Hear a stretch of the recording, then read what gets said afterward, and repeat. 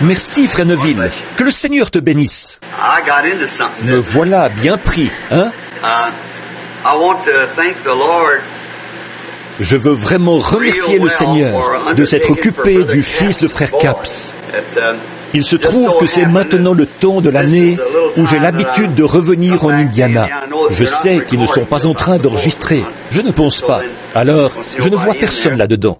Alors, je suis revenu pour aller chasser l'écureuil. Alors, je pense que Charlie va devoir me supporter, lui et Nelly, et les autres dans le Kentucky, pendant un jour ou deux, pour la chasse à l'écureuil. J'aimerais mieux manquer n'importe quoi, n'importe quelle autre activité de détente, et venir ici vers la mi-août pour aller chasser l'écureuil, avec Charlie et Banks et les autres. C'est presque devenu une tradition pour moi. Alors, j'ai emmené Joe. Quand on était ici l'autre fois, tout le monde est tombé malade. D'être passé de ce climat très chaud là-bas à ce climat frais qu'il y a ici. Je sais que vous ne trouvez pas ça frais, mais venez seulement une fois en Arizona. Il faisait 43 degrés à l'ombre le matin où je suis parti. Et vers minuit, pendant la nuit, quand l'air frais descend des montagnes, il faisait encore 36 degrés. Oui, voyez, ça, c'était à minuit, quand l'air frais descend. Alors, là-bas, on est bien en hiver, mais en été, c'est fait pour les scorpions et les lézards, pas pour les êtres humains. Même les animaux, ils s'en vont tous dans les montagnes. Ils ne peuvent pas supporter ça. J'étais allé tirer, j'ajustais ma petite carabine. Je ne sais pas pourquoi, mais je veux vous raconter ce qui s'est passé avec le petit Capps. Et j'ai dit, Joe, il va bien falloir que je lui donne ma carabine, parce qu'il tire mieux que moi. On l'avait ajusté, et j'enfonçais des punaises à environ 50 mètres. Et j'ai dit à Joe a dit, « Papa, je crois que je peux faire ça. » Le pauvre petit avait mal à la tête.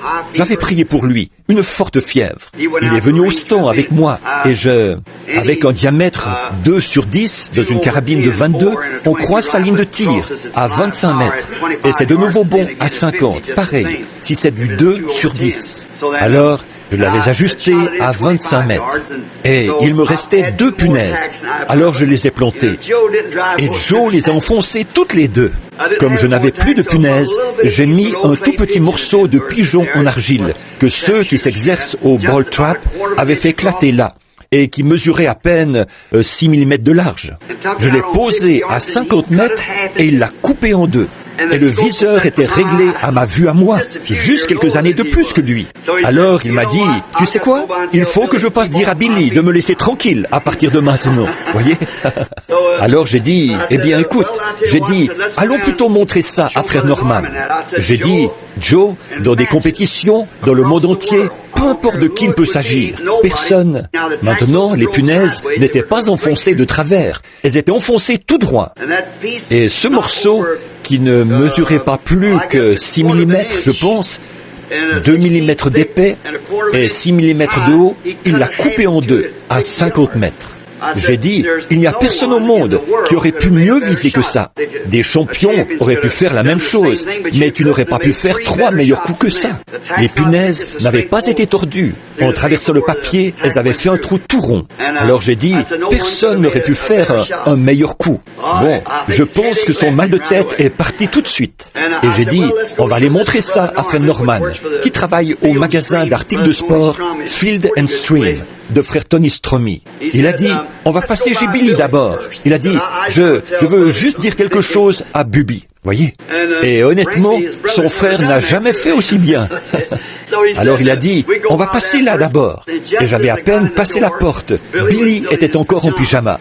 Et il a dit, on était parti tôt, parce qu'après, il fait tellement chaud. Et il a dit, le téléphone a sonné. Et j'ai dit, il m'a regardé comme ça. J'ai dit, c'est peut-être un appel pour un malade. Et c'était frère Capps, pour son garçon qui était là, dans la salle d'opération, avec une péritonite et ce qui peut s'en suivre. Et il vient juste de me dire que son garçon se remet très très bien. Alors, vous voyez comme Dieu a tout fait concourir, même par la voix de ce petit garçon, de Joe. Au lieu d'aller chez frère Norman, on n'aurait pas été là, on est monté. Et frère Capps et moi, on s'est unis. Je ne dis pas que c'est à cause de nos prières, mais c'était important pour lui qu'on ait eu un contact comme ça. Et honnêtement, c'est ça qui... Quand vous avez...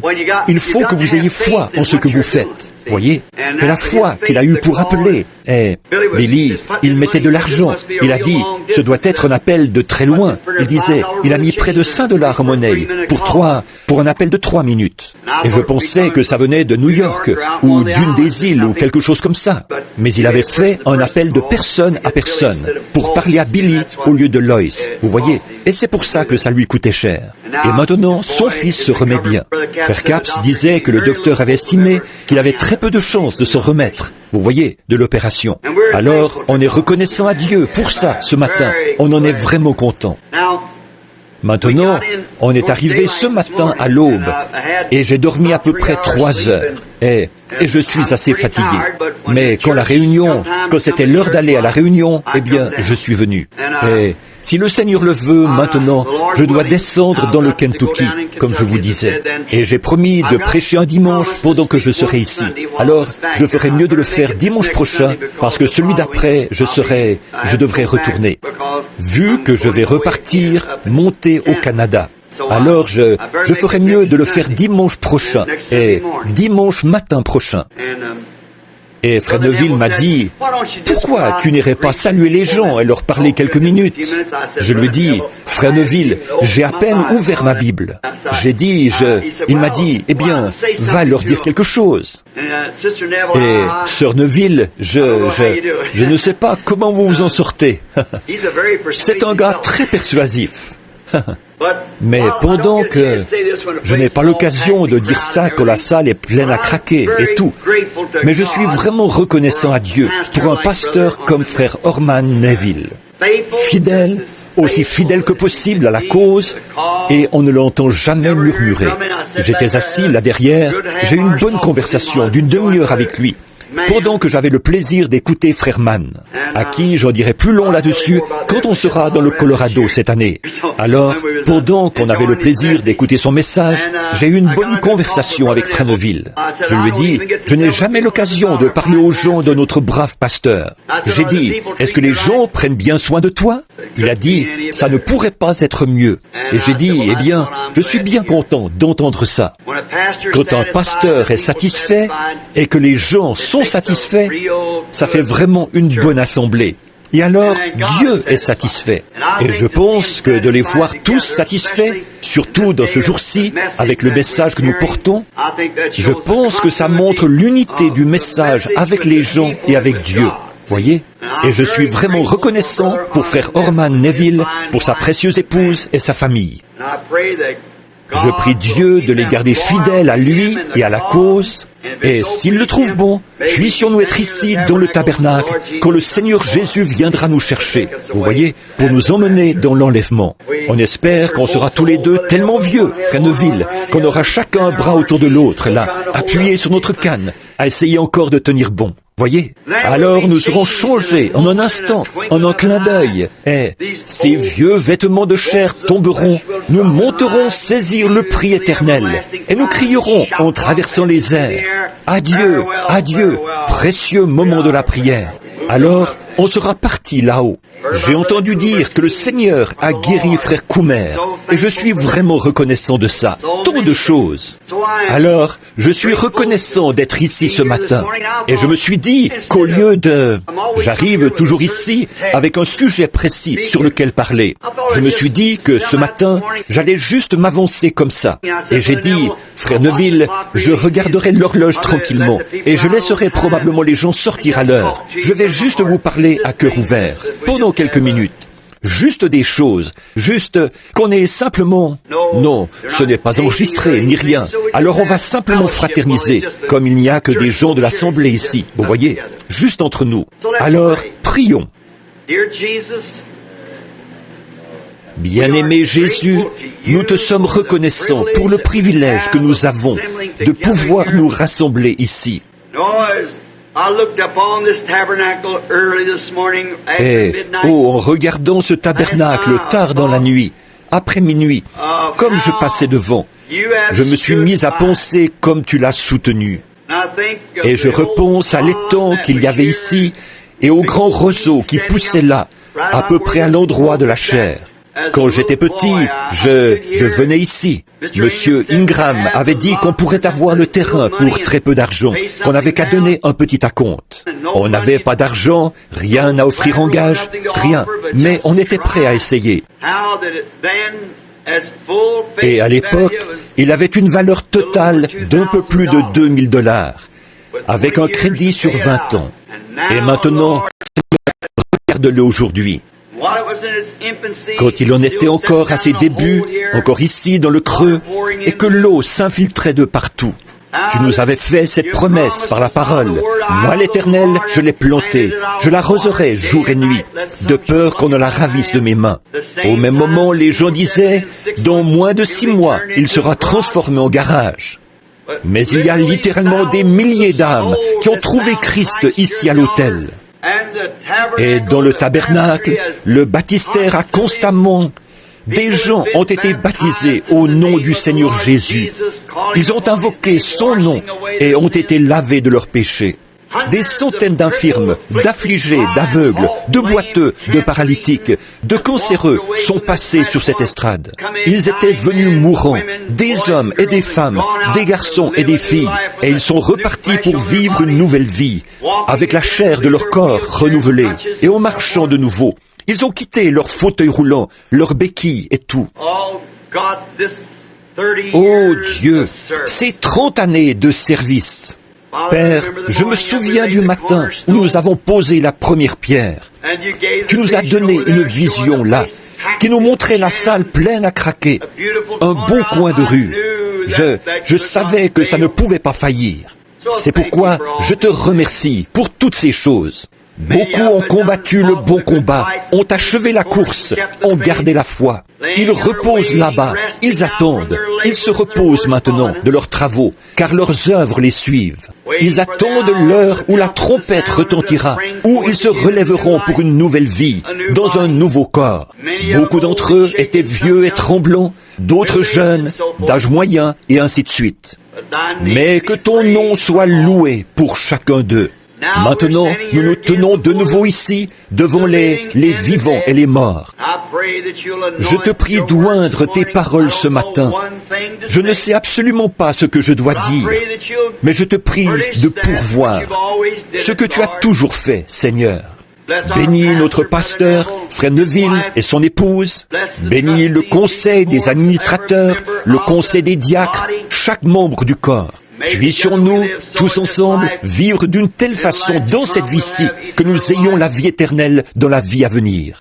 Aide-nous ce matin à accepter la correction de la part de l'Esprit et de la parole, pour que nous puissions nous préparer et repartir d'ici ce matin avec la ferme décision dans notre cœur de vivre une vie meilleure que celle qui était la nôtre par le passé.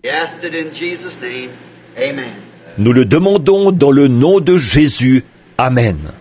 Maintenant, je viens juste d'ouvrir la Bible, là. C'était il y a quelques minutes. Je suis dans Apocalypse 3. Alors, je vais juste lire, là, sur le message à l'église de Laodicée. Et je voudrais aussi annoncer, Frère Neville me l'a dit à l'instant, Frère Parnell, que je viens juste d'apercevoir ici. Il fait des réunions de réveil de ce côté-ci de Memphis. C'est s'il y en a parmi vous qui connaissent l'endroit où il y avait le Wimpy, ce kiosque à hamburger, eh bien, il a une tente là-bas. Et il essaye de faire entrer les gerbes, de voir s'il y a des perdus par là, qui ont été destinés à la vie, et qu'il pourrait gagner à Christ par son ministère. Et il ne fait aucune réunion le dimanche à cause des réunions ici au tabernacle. Et ça, c'est vraiment un beau geste de la part de ce frère. Alors, nous vous informons que les réunions recommenceront lundi soir, la semaine prochaine. Et je sais que vous êtes tous cordialement invités à aller entendre Frère Parnell apporter son message de l'amour de Christ. Et maintenant, lisons dans Apocalypse, chapitre 3, juste un passage, pour dire qu'on a lu la Bible. En effet, ce que moi je dirais, ça pourrait faillir, mais ce que lui dit, ça ne faillit pas. Et je ne sais pas par où commencer, que faire, où aller, mais je vais juste lire l'âge de l'église de Laodicée. Écrit à l'ange de l'église de Laodicée, Voici ce que dit l'Amen, le témoin fidèle et véritable, et le commencement de la création de Dieu. Je connais tes œuvres. Tu n'es ni froid ni bouillant. Puisses-tu être froid ou bouillant? Ainsi, parce que tu es tiède et que tu n'es ni froid ni bouillant, je te vomirai de ma bouche. Parce que tu dis, je suis riche, je me suis enrichi et je n'ai besoin de rien. Et parce que tu ne sais pas que tu es malheureux, misérable, pauvre, aveugle, nu. Je te conseille d'acheter de moi de l'or éprouvé par le feu, afin que tu deviennes riche. Des vêtements blancs, afin que tu sois vêtu, et que ta honte de ta nudité ne paraisse pas. Et un collier pour oindre tes yeux, afin que tu vois. Moi, je reprends et je châtie tous ceux que j'aime. Aie donc du zèle, et repens-toi. Vous savez, quelque part là-dedans, pendant que je lisais, si vous voulez bien m'excuser un instant, j'ai trouvé un endroit qui me plaisait. Et maintenant, je ne me souviens plus exactement où c'était. Voilà. Et tu ne sais pas, malheureux, misérable, pauvre, aveugle, nu.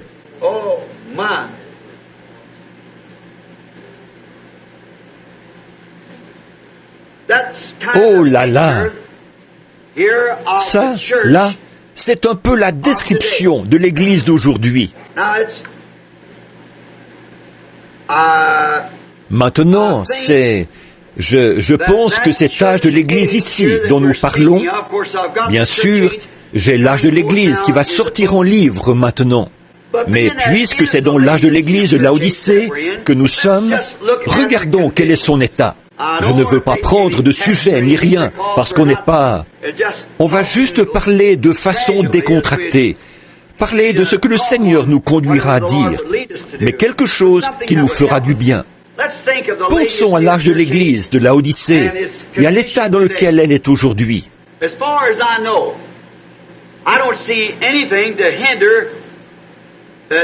Pour autant que je sache, je ne vois rien maintenant qui empêche la venue du Seigneur Jésus, sinon que son Église n'est pas prête. Je pense qu'une des prophéties, hier, en voiture, quand on venait, on a fait le voyage de Tucson jusqu'ici en 2 jours. 3000 kilomètres, Billy et moi. Alors et ça, c'était sans dépasser les limites de vitesse. On restait comme il faut. Quand c'est lui qui conduit, je suis assis à côté et je suis tout, j'ai mon poing prêt comme un fusil de chasse armé. Si je le vois dépasser, je lui dis « Attends une minute, mon gars !» Il nous est dit qu'il faut rendre à César ce qui est à César. Et quand on est arrivé ici la nuit passée, il y avait une petite fille étendue en travers de la route. Elle avait à peu près 3 ans. La mère était morte dans le fossé à côté. Un jeune homme ivre qui revenait du ROTC, il avait 18 ans, roulait à 190 km à l'heure sur la voie de gauche. Morte. Et je pense que lui aussi était en train de mourir. Alors, vous vous rendez compte de ce que c'est. Rendez à César ce qui est à César. Des innocents meurent. Une petite fille de 3 ans a perdu la vie à cause d'un soldat ivre. Vous voyez, qui roulait à 190 km à l'heure, d'après les estimations, du mauvais côté de la route. En arrivant sur le haut de la côte, il les a percutés en plein devant, et ils ont été tués sur le coup. Lui aussi, il était en train de mourir. Alors, vous voyez, même si les victimes innocentes ne faisaient... Ce garçon-là est coupable de meurtre commis de sang-froid. Voyez, à mon avis, si un homme est trouvé ivre au volant, il devrait écoper de 10 ans ferme pour meurtre prématuré, prémédité. N'importe quel homme, parce qu'il... N'importe quel homme. On n'arrivera jamais à rien avec la politique. C'est pourri. L'idée de Dieu d'avoir un roi juste, c'est elle qui est la bonne. Mais avec la politique, c'est complètement dilué. On peut monnayer n'importe quoi, tricher, mentir, voler et tout le reste. Et comme je l'ai dit il y a quelques dimanches, regardez ce que ça donne. Vous voyez, rien d'autre qu'un mélange tordu de n'importe quoi. Mais un roi juste peut faire ses propres lois. On a beau tuer un homme, si on s'y connaît en politique, pas de problème, on s'en sort. Voyez, alors c'est ça, la démocratie, c'est une bonne idée, mais ça ne peut pas marcher. C'est comme le communisme, avoir tout en commun, ça a l'air d'être une bonne idée, mais ça ne peut pas marcher. Non, la manière de Dieu d'avoir un roi comme David, c'était bon. Et ça donne une seule pensée qui domine. C'est comme un seul leader et un troupeau d'oies, et ainsi de suite. Il ne peut pas y en avoir deux ou trois. Quand on met tous ça ensemble, on se retrouve avec n'importe quoi comme idée. Alors nous voyons que dans les conditions actuelles, tout est prêt pour la venue du Seigneur. Mais comme frère Neville, moi et ses autres frères, on essaie de conduire un troupeau. J'ai quelque chose qui me vient à l'esprit maintenant, dont on pourrait parler. C'est que l'autre jour, j'ai reçu une lettre d'une brave dame. Ce n'est pas moi qui l'ai reçue, quelqu'un d'autre me l'a transmise. Et la dame me mettait vraiment en pièces, ou du moins elle essayait. Elle disait, « A-t-on jamais, ne pourriez-vous pas, vous les hommes d'affaires chrétiens, faire quelque chose pour arrêter frère Branham ?» Elle disait, parce que maintenant, il a sorti ce livre, appelé L'âge de l'église de Laodicée, et ils vont publier d'autres. Et elle disait, il démolit carrément la doctrine pentecôtiste. Elle disait, maintenant il dit que le signe initial n'est pas le parler en langue. Et elle disait, et puis, il est contre les femmes prédicateurs. Et c'était une femme prédicateur. Et ses fils sont parmi les meilleurs amis que j'ai au monde. Vous voyez, ils sont parmi mes meilleurs amis. Et elle disait, maintenant, et cet homme et sa femme, je déjeunais avec eux. Ils m'ont dit, frère Branham, regardez ceci. Imaginez-vous donc, ils ont sorti cette lettre. J'ai dit, eh bien, sœur, elle ne comprend pas, c'est tout. Les gars m'avaient dit que leur mère était une femme prédicateur et qu'elle n'acceptait pas le message. Et là, elle dit, là-dedans, elle disait, bon, il dit, les femmes ne doivent pas prendre autorité sur les hommes. Elle disait, alors, qu'en est-il de Phébé dans la Bible, l'assistante de Paul? Bien sûr, elle était vendeuse d'étoffes. Et Paul demandait aux gens, est-ce que vous croyez que Paul aurait dit que les femmes se taisent dans les assemblées, car il ne leur aurait pas permis d'y parler, et qu'il se serait retourné pour dire, et Phébé, mon assistante dans l'évangile, elle va prêcher quelque soir. Dans ce cas-là, il contredirait sa propre parole. Voyez? Et puis, pour couronner le tout, elle disait, je pense que c'est Esther.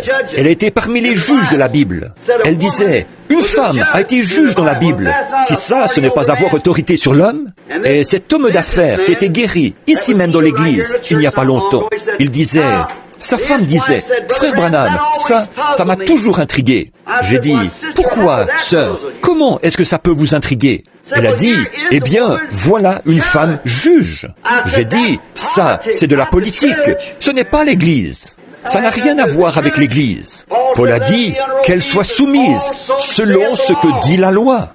Et la loi ne peut pas instituer une femme comme sacrificateur. Elle ne peut pas l'instituer. Une femme souverain sacrificateur, on n'a jamais vu ça. Une femme sacrificateur, on n'a jamais vu ça, nulle part dans la Bible. Une femme prédicateur, on n'a jamais vu ça dans la Bible. Ça, c'est certain. Il y en avait qui étaient des prophétesses et tout ça, Myriam et d'autres. Et Esther, l'une d'elles était juge sur Israël. Des fois, elle gouvernait comme reine, et ainsi de suite, roi et reine. À la mort du roi, la reine devait prendre sa place, jusqu'à ce qu'ils aient élu un autre roi. Et ainsi de suite. À Tucson en Arizona, on a une femme juge là-bas dans la ville. C'est pour ça que la ville est tellement polluée. Et on a... Une femme n'a rien à faire dans la politique. Elle n'a rien à faire pour toute autorité dans l'Église.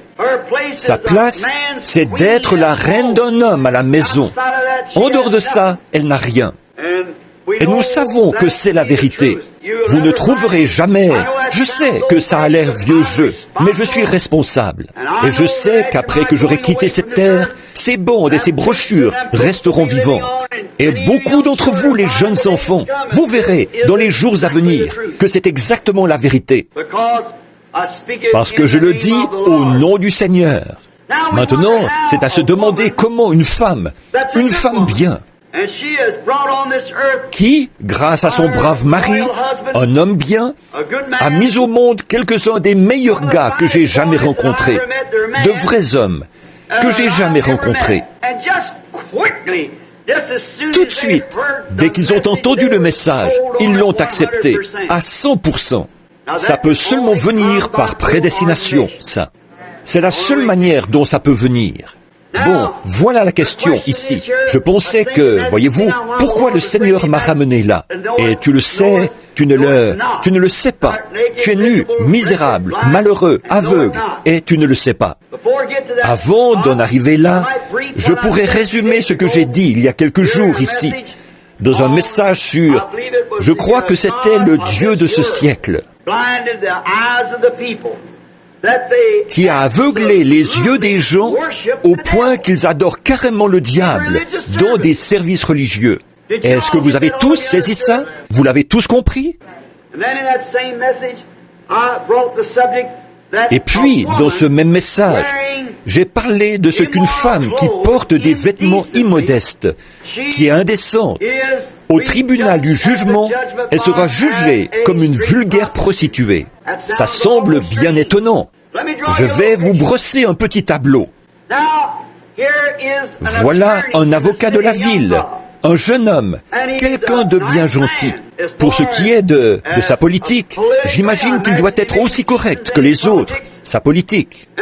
Et il sort avec une fille qui est très en vue. Il tombe amoureux et il se marie. Ils vont à toutes sortes de soirées et tout le tralala, et ils boivent ensemble. Finalement, il a une belle maison, il habite dans un beau quartier, il est bien considéré par les gens, mais tous les deux, ils boivent. Elle met des shorts, elle se coupe les cheveux, elle se maquille et tout. Elle est très sexy. Une belle femme qui se montre. Et elle ne va jamais à l'église, jamais, aucun des deux. Alors, voilà qu'une femme de l'église baptiste ou de l'église méthodiste emménage dans la maison d'à côté, elle et son mari. Maintenant, cette femme-là, disons qu'elle est méthodiste, parce que les méthodistes sont un peu plus portés sur la sainteté que les baptistes, tous, sauf les baptistes du Nouveau Testament, qui eux croient à la sanctification. Mais pour la plupart, les baptistes ne croient pas du tout à la sanctification, voyez, ils ne croient pas à ça. Alors, disons qu'elle est méthodiste, parce qu'ils croient à la sainteté. Alors, une femme méthodiste emménage à côté de chez cette femme, dans la même rue. Et son mari à elle, disons qu'il est comptable, ou qu'il travaille pour un bureau. Et cette femme méthodiste, elle regarde l'autre femme. Et quand cet avocat quitte la ville, il s'appelle John. Disons qu'il s'appelle John. Maintenant, ne faites pas de suppositions avec ça. Je ne fais qu'inventer des noms, là. Alors, il s'appelle John. Eh bien, avant, elle sortait avec Ralph. Et ça aussi, c'est un nom inventé. C'en est tous, voyez. C'est juste pour vous faire suivre l'histoire, pour vous donner le tableau. Alors, il arrive bien vite que dans une de leurs souleries, Ralph l'embrasse de nouveau. Eh bien, la voilà toute enflammée, parce qu'elle est retombée amoureuse de Ralph, qu'elle pense. Alors, après un moment, Ralph et elle commencent à se voir. Et elle s'arrange pour que John n'y voit que du feu.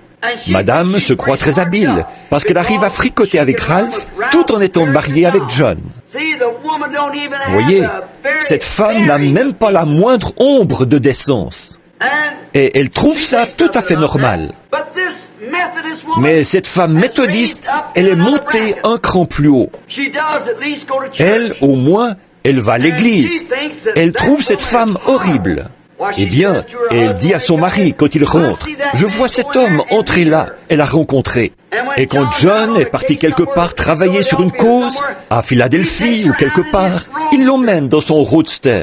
Et ils vont s'allonger sur la plage. Je les vois quand ils reviennent. Des fois, il ne tire même pas les rideaux. Il l'embrasse et lui fait l'amour et... Oh, c'est affreux, qu'elle dit à son mari. Oh, elle n'est rien d'autre qu'une vulgaire prostituée. C'est vrai, elle est pire qu'une prostituée, parce que c'est une femme mariée, voyez. Et elle, Cette femme méthodiste, elle trouve ça affreux. Elle ne va jamais à l'église. Maintenant, cette femme méthodiste ne ferait jamais une chose pareille. Jamais de la vie. C'est une femme respectable. Autre chose, elle ne toucherait pas une goutte de whisky.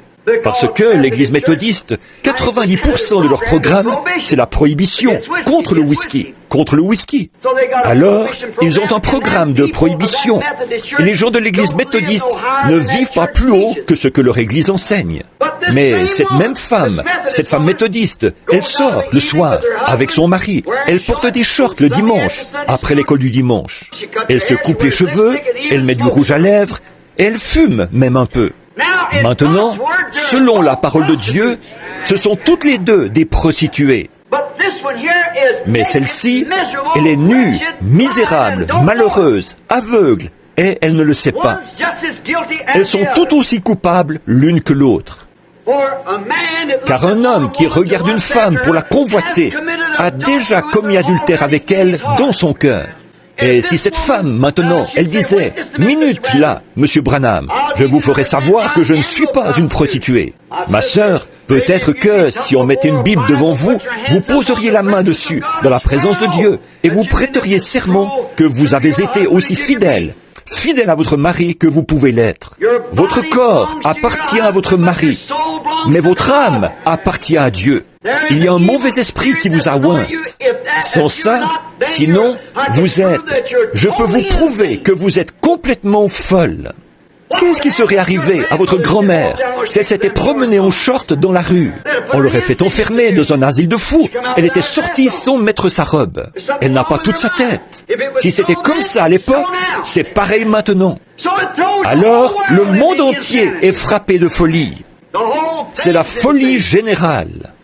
Et ça s'est infiltré si graduellement que les gens ne s'en rendent même pas compte.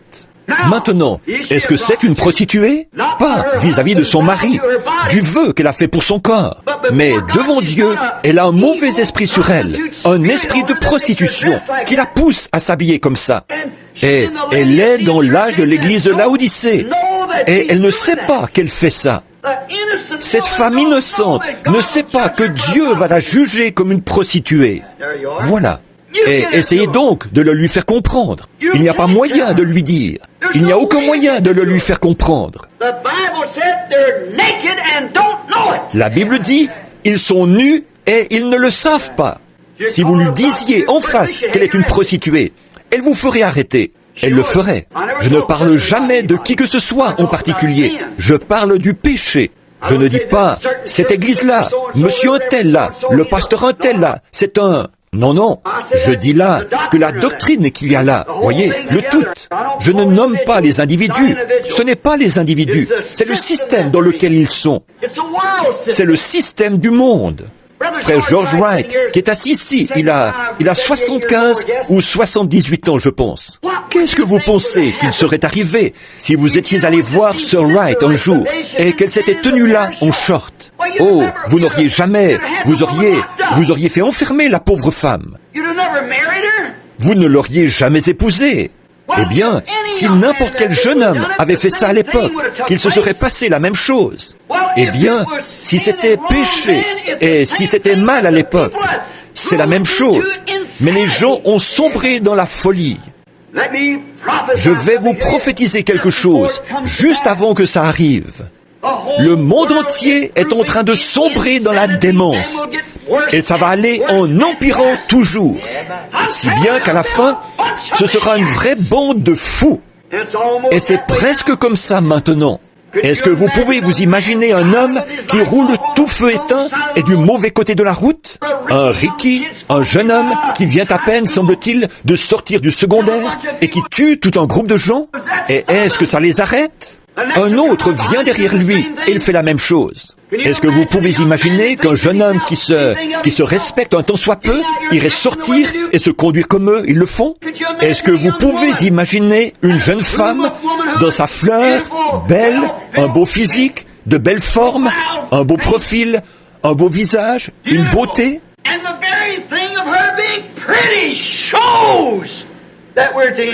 Et le fait même qu'elle est jolie montre qu'on est au temps de la fin.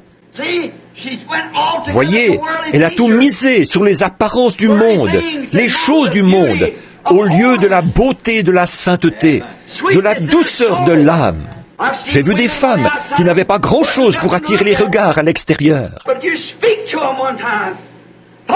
Mais parlez-leur une fois, parlez avec elles pendant quelques minutes.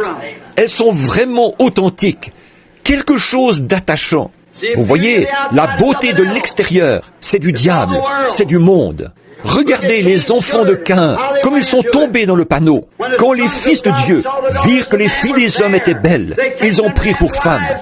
Et Dieu ne le leur a jamais pardonné. Regardez, quand les femmes israélites, avec leurs mains calleuses et leurs cheveux raides comme des cordes, quand les fils de Dieu sont passés par le pays de Moab et qu'ils ont vu les femmes coquettes de là-bas, toutes bien coiffées, bien arrangées, et avec la figure pleine de manucures ou de machins là, quand ces fils de Dieu ont vu ces très belles femmes, un faux prophète a dit, on est tous pareils.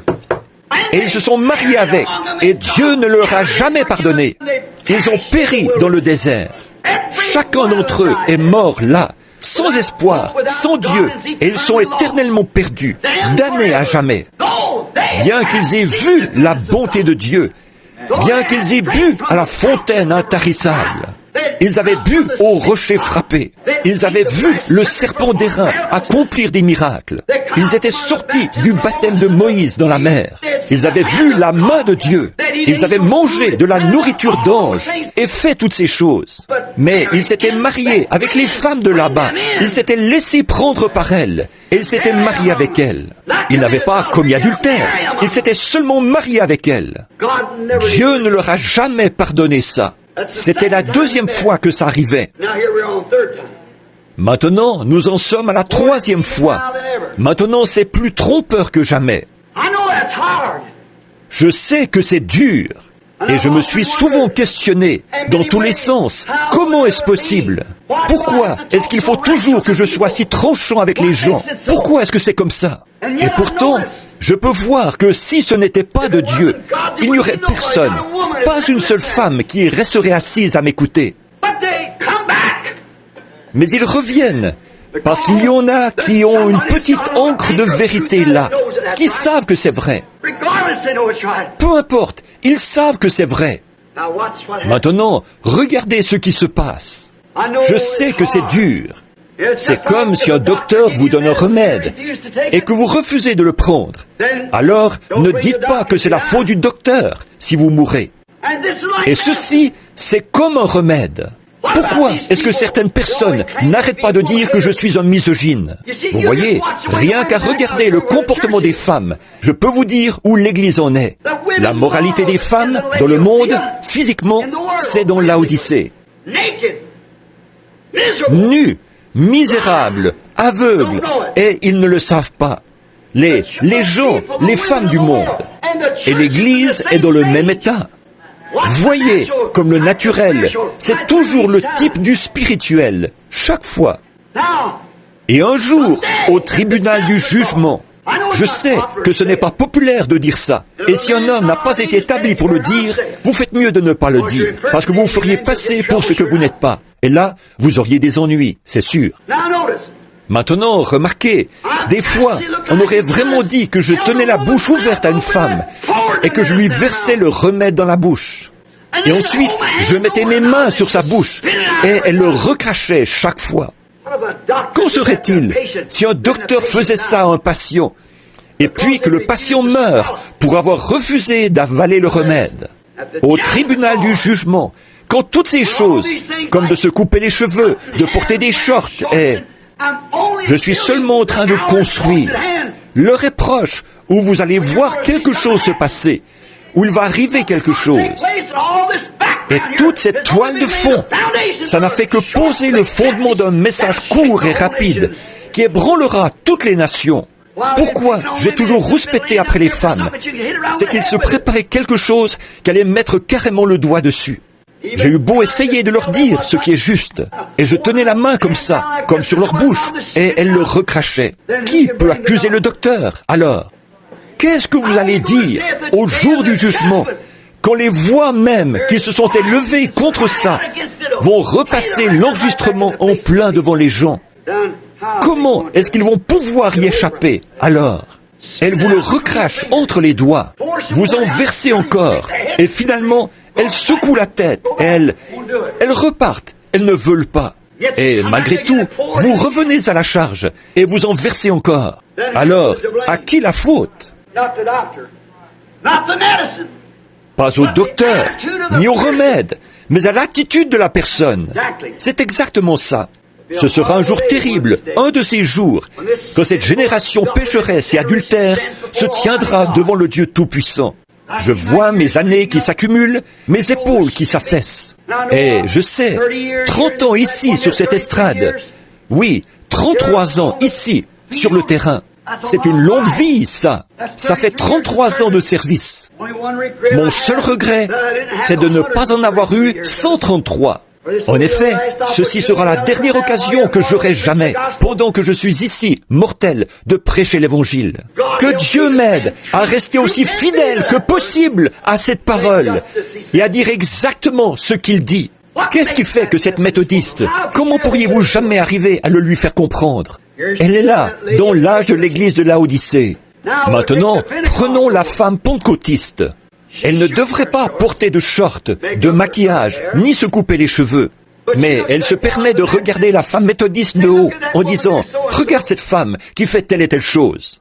Disons que la femme, elle ne porte pas de short, mais elle dit « Et elle-même, elle a les cheveux coupés ». Voyez ? Plus vous vous élevez en Dieu, plus ça a l'air rempli de péché, tout ça. Et des fois, en prière, vous pouvez vous imaginer, quand le Saint-Esprit vous élève dans une sphère, alors ça a l'air d'un chaos total. Alors, quand on redescend de là, on dirait que pour les gens, on est un trouble fait, on est une espèce de vieux grincheux. On est pris pour un fou, parce qu'on est là comme un vieux timbré, toujours en train de réprimander les gens. Mais s'il vous arrive une fois de monter dans ces sphères, où vous êtes dans la présence de Dieu, pas par l'émotion, mais en étant vraiment élevé par le Saint-Esprit, c'est tout écrit Ichabod. La gloire du Seigneur s'est retirée de tout l'attirail des dénominations. C'est vrai. Il n'y en a pas une qui soit dans le vrai. Maintenant, je vais vous dessiner un petit cercle. Si j'avais un tableau, mais je veux que vous regardiez bien, là. Je vais faire un rond comme ça, et je vais faire un autre rond à l'intérieur de ce rond-là. Ça fait 2. Et puis, je vais faire encore un rond à l'intérieur de ce rond-là. Ça fait 3 ronds, 3 cercles. Ça, c'est vous. Ça, c'est Dieu. Dieu est un dans une trinité. Et sans trinité, il n'est pas Dieu. Il ne peut pas se manifester autrement. Et vous, en tant que personne, vous ne pouvez pas non plus être manifesté sans être composé d'une trinité, c'est-à-dire corps, esprit et âme. S'il vous en manque un, vous n'êtes pas complet. Voyez ? Si vous n'aviez pas d'âme, vous ne seriez rien. Si vous n'aviez pas d'esprit, vous ne seriez rien. Si vous n'aviez pas de corps, vous seriez seulement un esprit, pas un corps. Donc, Dieu est complet dans la triunité d'un être. Pas une triunité d'êtres, mais un seul être dans une triunité. Le Père, le Fils et le Saint-Esprit. C'est un seul vrai Dieu manifesté. Dieu. Remarquez ici, attendez un peu, je crois que je l'ai lu il y a quelques minutes. Écoutez ça. Écris à l'ange de l'église de Laodicée. Voici ce que dit l'Amen, le témoin fidèle et véritable, le commencement de la création de Dieu. Dieu est le créateur, alors comment peut-il avoir été créé? Mais ici, il y a le commencement de la création de Dieu. Quand Dieu, l'Esprit, a été créé sous la forme d'un homme, c'est Dieu qui était créé. Dieu, le Créateur, qui devenait lui-même une création. Dieu qui a fait la poussière, qui a fait le calcium, qui a fait la potasse, la lumière cosmique, les pétroles. Il a rassemblé tout ça et il s'est créé lui-même dans le commencement de la création de Dieu. L'Amen, le final. Amen veut dire « ainsi soit-il ». Le final de Dieu, quand Dieu s'est rendu complet dans sa création. Maintenant, comment ça? Personne n'a jamais vu Dieu, mais le Fils unique du Père est celui qui l'a fait connaître. Vous comprenez? Un petit instant. Vous n'êtes pas pressé. Dites, prenons Colossiens, juste un instant. Je viens juste un passage de l'Écriture m'est venu à l'esprit. Prenons Colossiens, l'épître aux Colossiens. Oh, je crois que c'est au chapitre 1. Je vais devoir vérifier, parce que ce n'était pas prévu. Alors je vais... Avant, quand j'étais jeune prédicateur, je pouvais me rappeler ces choses tout de suite. Mais comme je prends de l'âge, je ne peux plus. Commençons au verset 9, je crois. C'est pour cela, c'est Paul qui parle aux Colossiens de Christ, de qui il était. C'est pour cela que nous aussi, depuis le jour où nous en avons été informés, nous ne cessons de prier Dieu pour vous et demander que vous soyez remplis de toute la connaissance de sa volonté, en toute sagesse et intelligence spirituelle, pour marcher d'une manière digne du Seigneur et lui être entièrement agréable, portant des fruits en toutes sortes de bonnes œuvres et croissant par la connaissance de Dieu, fortifiés tout par la puissance glorieuse, en sorte que vous soyez toujours et avec joie, persévérants et patients. Rendez grâce au Père qui nous a rendus capables d'avoir part à l'héritage des saints, qui nous a délivrés de la puissance des ténèbres et nous a transportés dans le royaume du Fils de son amour. Voilà, on y arrive maintenant. Regardez. En qui nous avons la rédemption par son sang, la rémission du péché. Il est à l'image du Dieu invisible. Vous comprenez? Verset 15. Au Colossiens 1, 15. Le premier-né de toute la création. Amen. Le quoi? Le premier-né de toute la création. Qu'il s'agisse des anges, qu'il s'agisse de n'importe quoi, il est le premier-né de toute la création. Car en lui ont été créées toutes les choses, qui sont dans les cieux et sur la terre, les visibles et les invisibles. Que ce soit trône, dignité, domination, autorité. Tout a été créé par lui et pour lui. Brrr. Qu'il s'agisse de n'importe quoi, il n'y a aucun autre être. Remarquez, et il est donc, il est avant toute chose, et toute chose subsiste par lui. Que ce soit Père, Fils, Saint-Esprit, quoi que ce soit, il est avant toute chose. Avant toutes les choses qui sont dans les cieux, sur la terre, les visibles, les invisibles, n'importe quoi, ce Fils de Dieu était avant toute chose. N'est-ce pas vrai? Peu m'importe que ce soit des trônes, des dominations, quoi que ce soit, des trônes célestes, des royaumes, quoi que ce soit, dans les glorieuses dimensions surnaturelles de l'au-delà, dans les éternités, où que ce soit, quoi que ce soit, des anges, des dieux, quoi que ce soit, il est avant toute chose. Amen. Ne pouvez-vous pas le voir? Il était avant toute chose, et elles ont été créées par lui. Verset 17, il est avant toute chose, et toute chose subsiste par lui. Il n'y a rien que lui qui peut faire marcher tout ça. Que ce soit Dieu le Père, Dieu le Saint-Esprit, que ce soit des anges, des dominations, des autorités, des dignités, quoi que ce soit, toute chose fonctionne par lui. Toute chose subsiste par lui. Il est la tête du corps de l'Église. Il est le commencement. Il est le commencement, le premier-né d'entre les morts. C'est-à-dire qu'il va ressusciter ceux qu'il est venu racheter.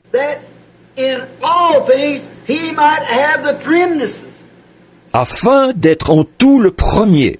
afin d'être le premier. Vous savez ce que ça veut dire? Ça veut dire au-dessus de tout. Il est au-dessus de toutes les choses qui ont jamais été créées. Chaque ange, chaque être, chaque chose qui existe. Il est au-dessus de toute chose. De quelle créature s'agit-il? Qui cela peut-il être? Au-dessus de toute chose.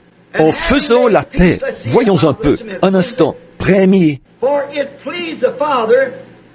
car Dieu a voulu que toute la plénitude habitât en lui. Toute la plénitude de toutes choses. Toute la plénitude de Dieu. Toute la plénitude des anges. Toute la plénitude du temps. Toute la plénitude de l'éternité. Tout habitait en lui. C'est lui, ça. Il a voulu, par lui, réconcilier tout avec lui-même, tant ce qui est sur la terre que ce qui est dans les cieux, en faisant la paix par lui, par le sang de sa croix. Voilà cet être glorieux dont nous parlons, le commencement de la création de Dieu.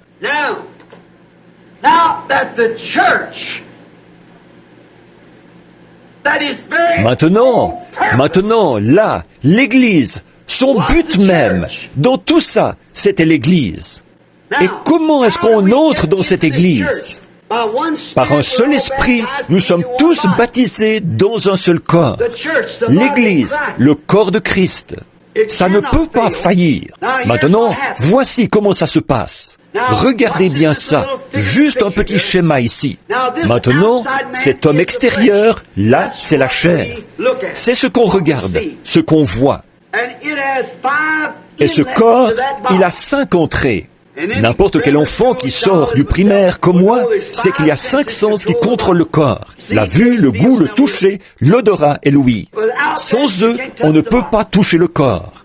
C'est la seule manière d'avoir accès au corps. La vue, le goût, le toucher, l'odorat, l'ouïe. On voit, on goûte, on touche. Maintenant, ça, c'est le mauvais à l'extérieur. Et à l'intérieur de ça, il y a un esprit. C'est ce que vous devenez quand vous naissez sur terre et que le souffle de vie est soufflé en lui. Cet esprit a une nature mondaine parce qu'il n'a pas été donné de Dieu, mais il a été donné, permis par Dieu. Vous comprenez, là? Car chaque enfant qui naît dans ce monde est né dans le péché, conçu dans l'iniquité, venu au monde en disant des mensonges. N'est-ce pas vrai? Alors, cette personne-là, à l'intérieur, c'est un pécheur dès le départ. Maintenant, or, il a 5 entrées. Et ces 5 entrées, je ne sais pas si je pourrais toutes les énumérer maintenant.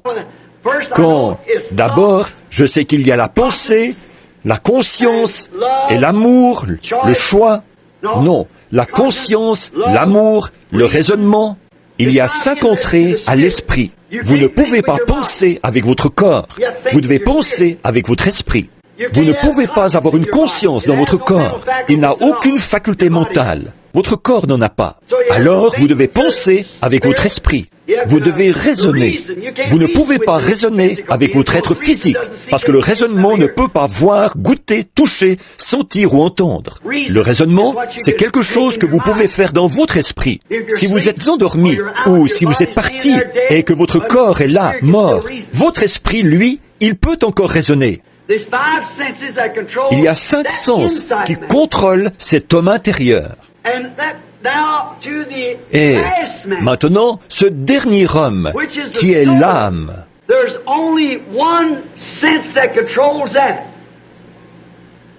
il n'y a qu'un seul sens qui le contrôle, et c'est le choix du libre arbitre, de choisir ou de rejeter. Et la raison pour laquelle aujourd'hui les gens, maintenant, n'oubliez pas ceci, et vous verrez ce qu'est le signe initial du Saint-Esprit. Voyez, les gens peuvent vivre dans cet esprit. Ils dansent par l'esprit, ils crient par l'esprit, ils vont à l'église par l'esprit. Et ils peuvent tout à fait avoir l'onction du vrai Esprit de Dieu sur leur esprit, mais quand même être perdus et aussi possédés du diable que possible, avec cet esprit-là. Et regardez, c'est pour ça qu'on ne peut pas dire à cette femme que de porter des shorts, c'est mal. On ne peut pas lui dire que de se couper les cheveux, c'est mal. Voyons, qu'est-ce que les cheveux ont à voir avec ça? Eh bien, pour Samson, ça avait quelque chose à voir. Voyez? Quiconque ajoutera un seul mot à ceci ou en retranchera un seul mot. Vous devez avoir un absolu quelque part. Maintenant, mettons que je sois un baptiste et que vous veniez me dire que je dois être baptisé au nom de Jésus-Christ.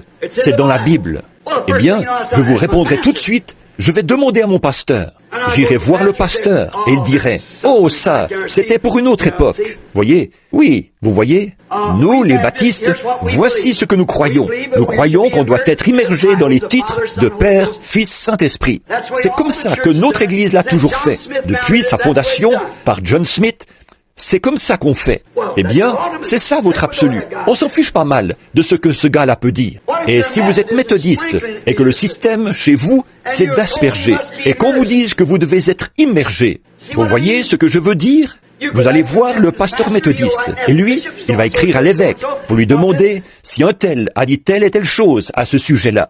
Mais nous, l'Église méthodiste, nous avons été fondés il y a 300 ou 400 ans en Angleterre par John Wesley et Whitefield et tous les autres là-bas, et Asbury. Et nous avons établi ce document en suivant John Wesley, selon lequel on doit être aspergé, parce que c'est juste une forme extérieure.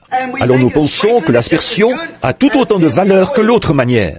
Si vous êtes un vrai, si c'est l'Église méthodiste qui est votre absolu, vous allez vous en tenir à ça. Un point, c'est tout.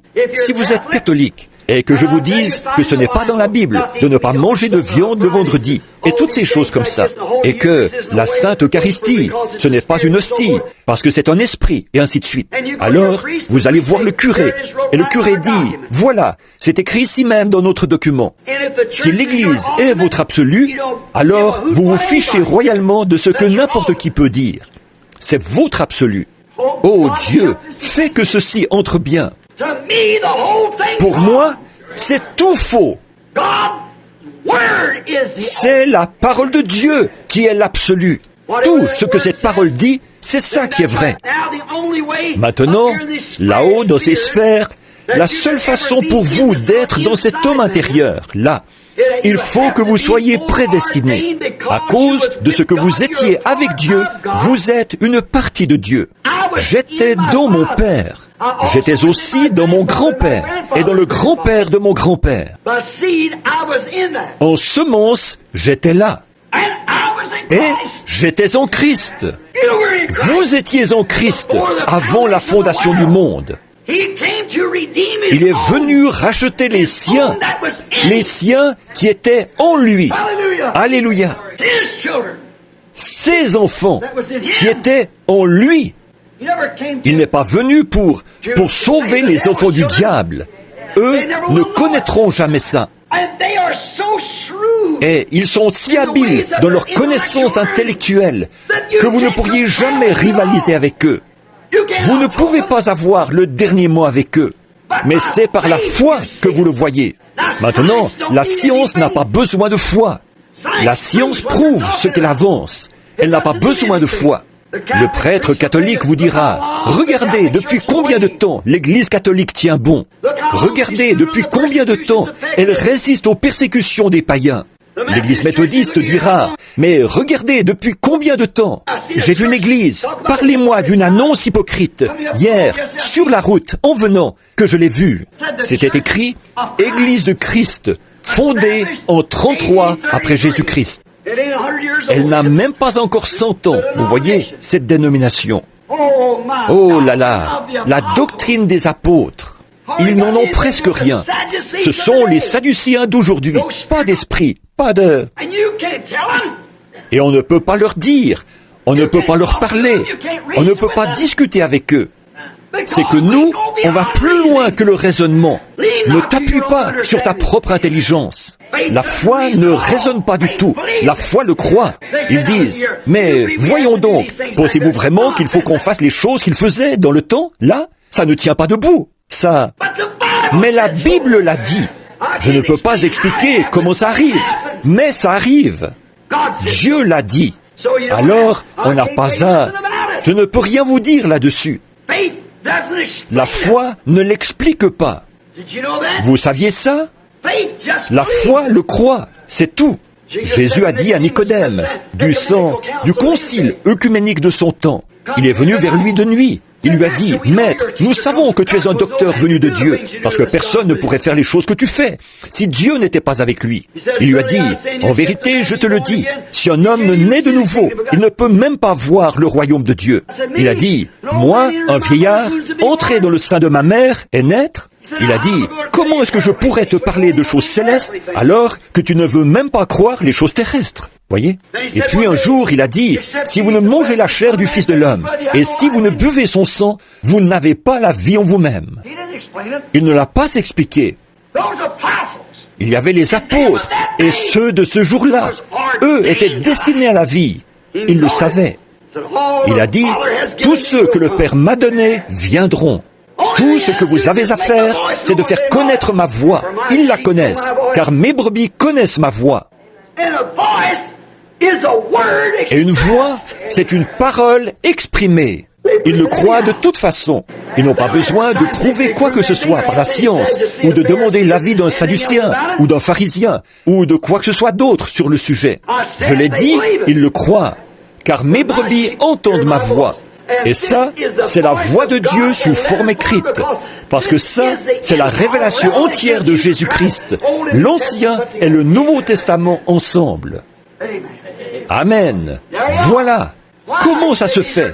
Vous direz, mais ce sont de braves gens. Qu'est-ce qui fait qu'ils... À cause d'une chose, leur poteau d'attache, c'est une église. Et ici, vous vous souvenez, dimanche passé, la semaine dernière, combien étaient ici et ont entendu ma prédication sur les oints dans les derniers jours? Vous y étiez tous, je pense. Vous voyez, ils sont vraiment oints. Leur esprit est oint. Dans cette deuxième dimension-là. Maintenant, la première femme dit, ah, elle se fiche pas mal de ce que dit l'Église, ou de ce que dit n'importe qui d'autre. C'est une fine mouche. Elle a été à l'université. Elle arrive à faire ça en cachette de son mari. Alors, elle se croit très maligne. Et l'autre femme, elle est nue, aveugle, et elle ne le sait pas. Oh, c'est lamentable. Mais c'est ça le tableau que la Bible nous en donne. Pourtant, elle va à l'église. Il vaudrait probablement mieux pour cette femme, il voudrait mieux pour cette femme. Elle mène une vie comme il faut, pure. Là, il n'y a rien à redire. Dieu en jugera. Moi, je ne sais pas. Je ne suis pas le juge. Je suis seulement le responsable de ce qu'il me montre. C'est ce qu'ont dit les apôtres. Nous disons ce que nous savons, ce que nous avons entendu, ce que nous avons vu. C'est tout ce dont je suis responsable. C'est tout ce dont vous êtes responsable. Mais vous voyez, prenez cette femme-là. Où est-ce qu'elle a abouti, finalement? Voyez, elle n'en a pas tenu compte. Elle a entendu, sans doute, bien des fois. Elle a mis la radio. Souvent, la voix de Dieu parlait. Eh bien, maintenant, vous voyez, elle entre dans une secte, là, un clan. Toutes les églises sont des clans. Toutes. C'est tout à fait vrai. Ce ne sont que des clubs où on se rassemble entre adhérents. Et elle va là, et ça lui convient parfaitement. Maintenant, si vous vous mettez à lui dire ce qu'elle doit faire, elle ne vous écoutera pas. Vous avez beau lui montrer dans la Bible, elle ne l'écoutera pas. Maintenant, mon cher frère, ma chère sœur, je vais juste ajouter une ou deux petites choses avant de terminer. Il est moins le quart, l'heure de terminer, dans un quart d'heure. Maintenant, écoutez, je voudrais vous poser une question. Pourquoi est-ce que cette femme-là ne peut pas le voir? Pourquoi? Pour ce qui est d'un adultère physique envers son mari, elle n'est pas coupable. Elle n'a rien à confesser. Elle est aussi pure que le jour où elle est née. Aucun homme ne l'a touchée. Je suis en train de faire un parallèle, là, entre la femme et l'Église. Elle est aussi pure que quand elle est née. Eh bien, l'Église est exactement dans cet état-là, comme quand elle est née. Seulement, elle est née dans le péché, conçue dans l'iniquité, venue... Vous voyez ce que je veux dire? Maintenant, dites-lui qu'elle a tort de se couper les cheveux, que c'est la Bible qui le dit, qu'elle a tort de porter ses shorts, que c'est la Bible qui le dit. Elle vous répondra, foutaise. Pourquoi? Son absolu n'est pas ici, à l'intérieur, Dans ce troisième homme, l'âme prédestinée est envoyée de Dieu. Mais son absolu, c'est dans une organisation, là, dans quelque chose qui était organisé par un homme, sans tenir compte de ceci, voyez? Mais si la parole de Dieu est à l'intérieur, dans cette âme, elle dira « Amen, je le vois », elle s'y conforme. Maintenant écoutez, c'est pourquoi l'homme qui est né de l'Esprit de Dieu, voyez, ici, c'est la chair, à l'extérieur. Maintenant, je parle à un auditoire mixte, mais je vous parle comme votre pasteur, comme votre frère. Ici, c'est la chair. Elle est faible, forcément. Une jeune femme marche dans la rue. Un jeune homme en pleine jeunesse passe par là. Il a 17, 18, 20 ans, 25, 30. Et voilà cette jeune femme qui arrive, en se tortillant, en marchant sur des chaussures à talons hauts. Ça dépasse par devant et ça dépasse par derrière. Et avec une robe qui ne va pas plus bas que ça, au-dessus du genou. Ou un short. Saviez-vous que la Bible a dit qu'elle ferait ça? Vous savez, la Bible a dit qu'elle agirait comme ça. Qu'elle serait impudique à ce point. Est-ce que vous avez lu dans le Reader's Digest de ce mois-ci que les hommes et les femmes d'aujourd'hui, que les jeunes filles de 20 ou 25 ans ont leur ménopause, que maintenant, le retour d'âge, le moment où on arrive à l'âge mûr, c'est entre l'âge de 20 et 25 ans, d'après la science. De mon temps, c'était vers les 30, 35 ans. Du temps de ma mère, une femme n'avait jamais sa ménopause avant 40 ou 45 ans. Qu'est-ce que c'est? C'est à cause de la science et de la nourriture, des aliments hybrides qui ont perverti le corps humain, au point qu'on n'est plus qu'un tas d'un amas de corruption. Eh bien, si le corps physique est corrompu, alors est-ce que les cellules du cerveau de ce corps ne le sont pas aussi? Maintenant, voyez comme l'esprit suit par derrière. Et au nom du Seigneur, il viendra un temps où les gens deviendront complètement fous. La Bible le dit. Ils crieront et ils hurleront avec d'énormes choses hideuses dans l'imagination de leur esprit. Ce sont les radios et tout, les programmes de télévision qui le produisent. On verra apparaître sur la terre des fourmis de la hauteur de 14 arbres. On verra un oiseau voler au-dessus de la terre avec des ailes de 6 ou 8 kilomètres d'envergure. Et les gens verront ça. Ils crieront, ils hurleront et ils imploreront miséricorde. Mais ce sera les fléaux. Attendez que je prêche sur ces fléaux qui vont s'ouvrir. Regardez ce que Moïse a fait dans le domaine physique, pas l'esprit. Quand il a dit, Moïse, Dieu a dit à Moïse, va là-bas à son prophète, ramasse une poignée de poussière, jette-la en l'air et dit, ainsi dit le Seigneur, il viendra des puces sur la terre. Il n'y avait pas de puces. Tout à coup, il voit quelque chose qui se met à bouger sur un buisson. Il regarde ailleurs et on voit là encore. Au bout d'un moment, il y en avait une telle épaisseur qu'on n'arrivait même plus à marcher à travers. D'où est-ce qu'elle venait? Dieu est le Créateur. Il peut faire ce qu'il veut. Il est souverain. Il peut faire un oiseau dont les ailes vont d'un bout à l'autre de la terre. Il a dit qu'il y ait des mouches qui couvrent toute la face de la terre. Il n'y avait pas une seule mouche dans le pays. Mais tout à coup, on a vu voler une mouche bleue. Et puis, il y en avait 8, 10, 12. Et rapidement, on ne pouvait même plus marcher à travers. Dieu, le Créateur, tient sa parole. Et il a étendu son bâton sur l'ordre de Dieu. Et il a dit qu'il apparaisse des grenouilles et qu'elles recouvrent la terre. Et il est arrivé tellement de grenouilles qu'on en faisait des tas. Ça puait partout. Il y avait des montagnes de grenouilles de 10 à 15 mètres de haut. Il y en avait dans le placard de Pharaon. Il y en avait dans On soulevait le drap.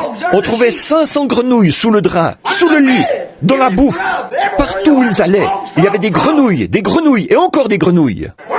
D'où est-ce qu'elles venaient? Dieu, le Créateur, est souverain. Ce qu'il dit, il le fait. Et il a dit qu'on verrait des choses horribles sur la terre. Des sauterelles avec des cheveux comme les femmes. Des cheveux longs pour tourmenter les femmes qui ont coupé leurs cheveux. Des dents comme des dents de lion. Et un dard dans la queue comme les scorpions. Elles tourmenteront les hommes pendant des mois.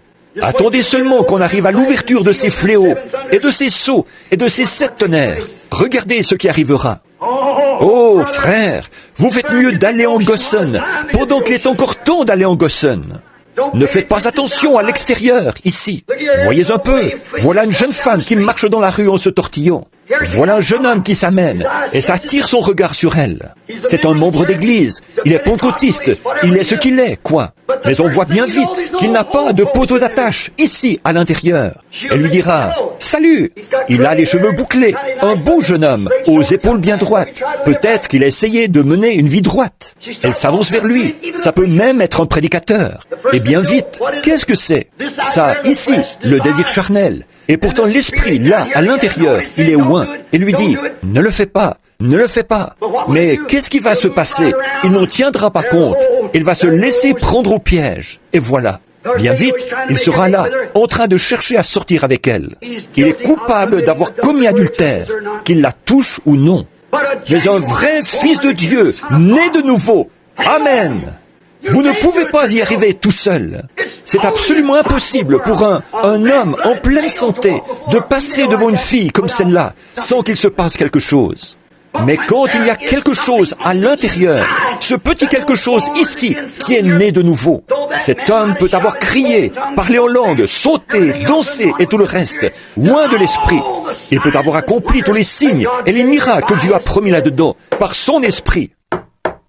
Jésus a dit, plusieurs viendront à moi ce jour-là en disant, Seigneur, n'ai-je pas prophétisé en ton nom? N'ai-je pas chassé des démons en ton nom? N'ai-je pas? Il a dit, retirez-vous de moi, vous qui commettez l'iniquité. L'iniquité, c'est quoi? C'est quand vous savez ce qu'il faut faire et que vous ne le faites pas. Retirez-vous de moi, vous qui commettez l'iniquité. Je ne vous ai même pas connu. Mais à l'intérieur de cet homme, si cette petite attache est là, cette semence de Dieu qui a été prédestinée avant la fondation du monde, peu importe ce qui peut arriver, elle le retient. Elle ne bougera pas de là. C'est pour ça que cette femme-là, elle met des shorts. Elle est considérée comme une prostituée, exactement comme celle qui commet l'acte. Voyez, elle ne sait pas que cet esprit, par quoi est-ce qu'elle sait? Par son absolu. Qu'est-ce qu'un absolu? C'est le dernier mot. L'absolu, c'est l'amen. C'est la fin de toute contestation.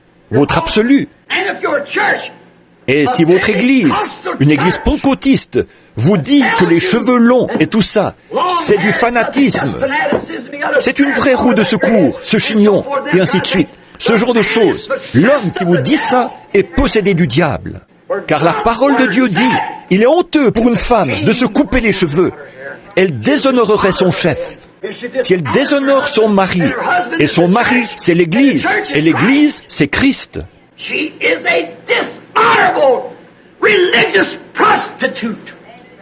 Alors, elle est une infâme prostituée religieuse, nue, et elle ne le sait pas. Nue. La Bible ne dit-elle pas que le voile de la femme, ce sont ses cheveux? Sa chevelure ne lui a-t-elle pas été donnée comme voile? Un jour, là-bas, au tribunal du jugement, j'ai essayé de vous faire ingurgiter le remède et de le retenir avec mes mains, et vous l'avez aussitôt recraché entre vos doigts. Mais un jour, Dieu les jugera. C'est ainsi dit le Seigneur. Ce n'était pas un tas de stupidité, ni une espèce de vieux fou dans tous ses états. Ce n'est pas ça. En effet, c'est la parole du Seigneur. Et un vrai, un authentique chrétien va s'aligner sur cet homme intérieur, sur cet esprit qui était là-bas au commencement et qui est la parole. Comme lui était la plénitude de vous tous, vous étiez en lui là-bas au calvaire. Il savait d'avance que vous seriez ici. Il a seulement montré ce qui allait se passer. Et vous étiez en lui. Vous êtes mort avec lui. Vous êtes mort à votre orgueil. Vous êtes mort à vos façons de faire. Vous êtes mort au monde. Vous êtes mort avec lui au calvaire. Et vous êtes ressuscité avec lui quand il est ressuscité le 3e jour. Et parce que vous l'avez accepté, maintenant vous êtes assis dans les lieux célestes en Jésus-Christ. Alléluia. Voilà. C'est cet homme intérieur. C'est cet intérieur qui ponctue la parole, qui s'accroche à la parole, quoi qu'il arrive. C'est plus fort que vous. J'ai appris ça il y a bien des années. Mon bébé était là en train de mourir. Ma femme était là, à la morgue, embaumée et préparée. Ils m'ont fait venir. Sharon était en train de mourir. C'est la tentation la plus forte que j'ai jamais eue de ma vie. J'avais à peu près 25 ans. Je suis allé là-bas et Billy Paul était à l'article de la mort. Le docteur Sam est venu. Il m'a dit, « Bill, je ne crois pas qu'on arrivera à sauver Billy. » Et il a dit, « Il est vraiment très malade. » Il m'a dit, « Bill, ça me fait tellement de peine pour toi. » Il a passé son bras autour de mes épaules. J'ai dit, « Doc, je n'ai plus aucune force. » Au bout de quelques heures, je l'ai appelé. Mon bébé, Sharon. Je l'avais amené là-bas, en vitesse, pour la voir, en proie à des spasmes sans arrêt. Ils lui ont planté une aiguille dans la colonne, une ponction. Ils ont fait l'analyse. Méningite tuberculeuse. C'est tout. Je me suis frayé un chemin jusqu'à l'hôpital.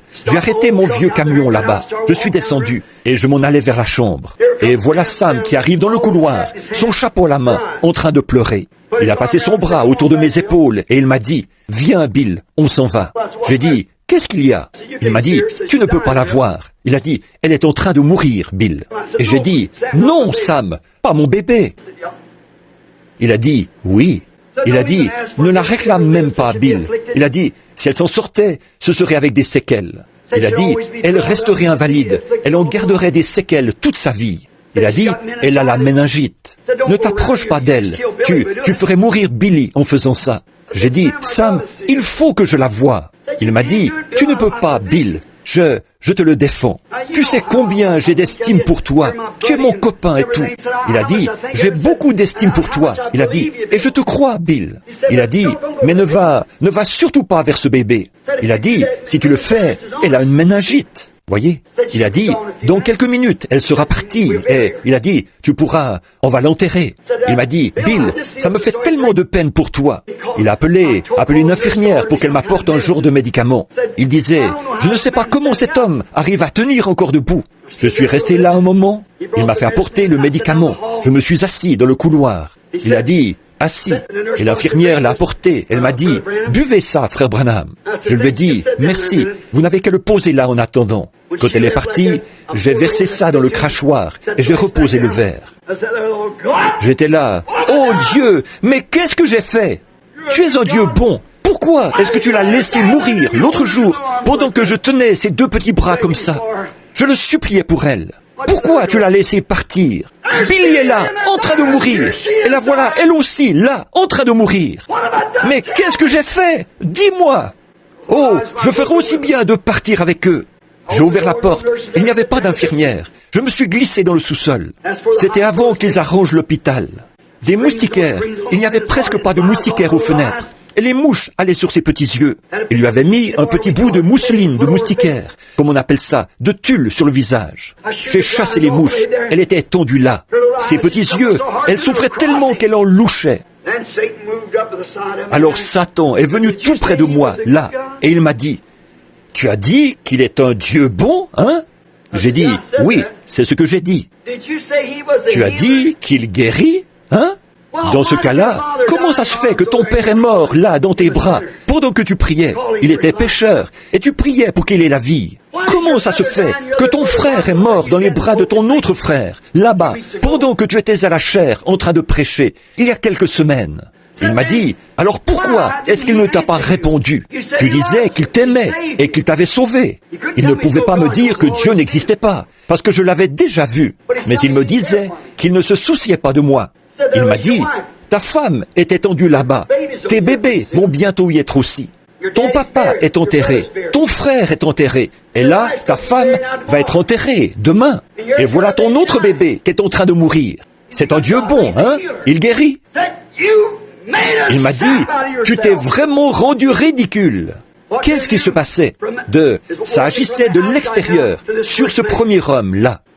Il m'a dit, écoute, tu sais, quand tu étais il y a quelques années, il y a 2 ou 3 ans, avant que tu acceptes ça, tu étais bien considéré parmi les gens.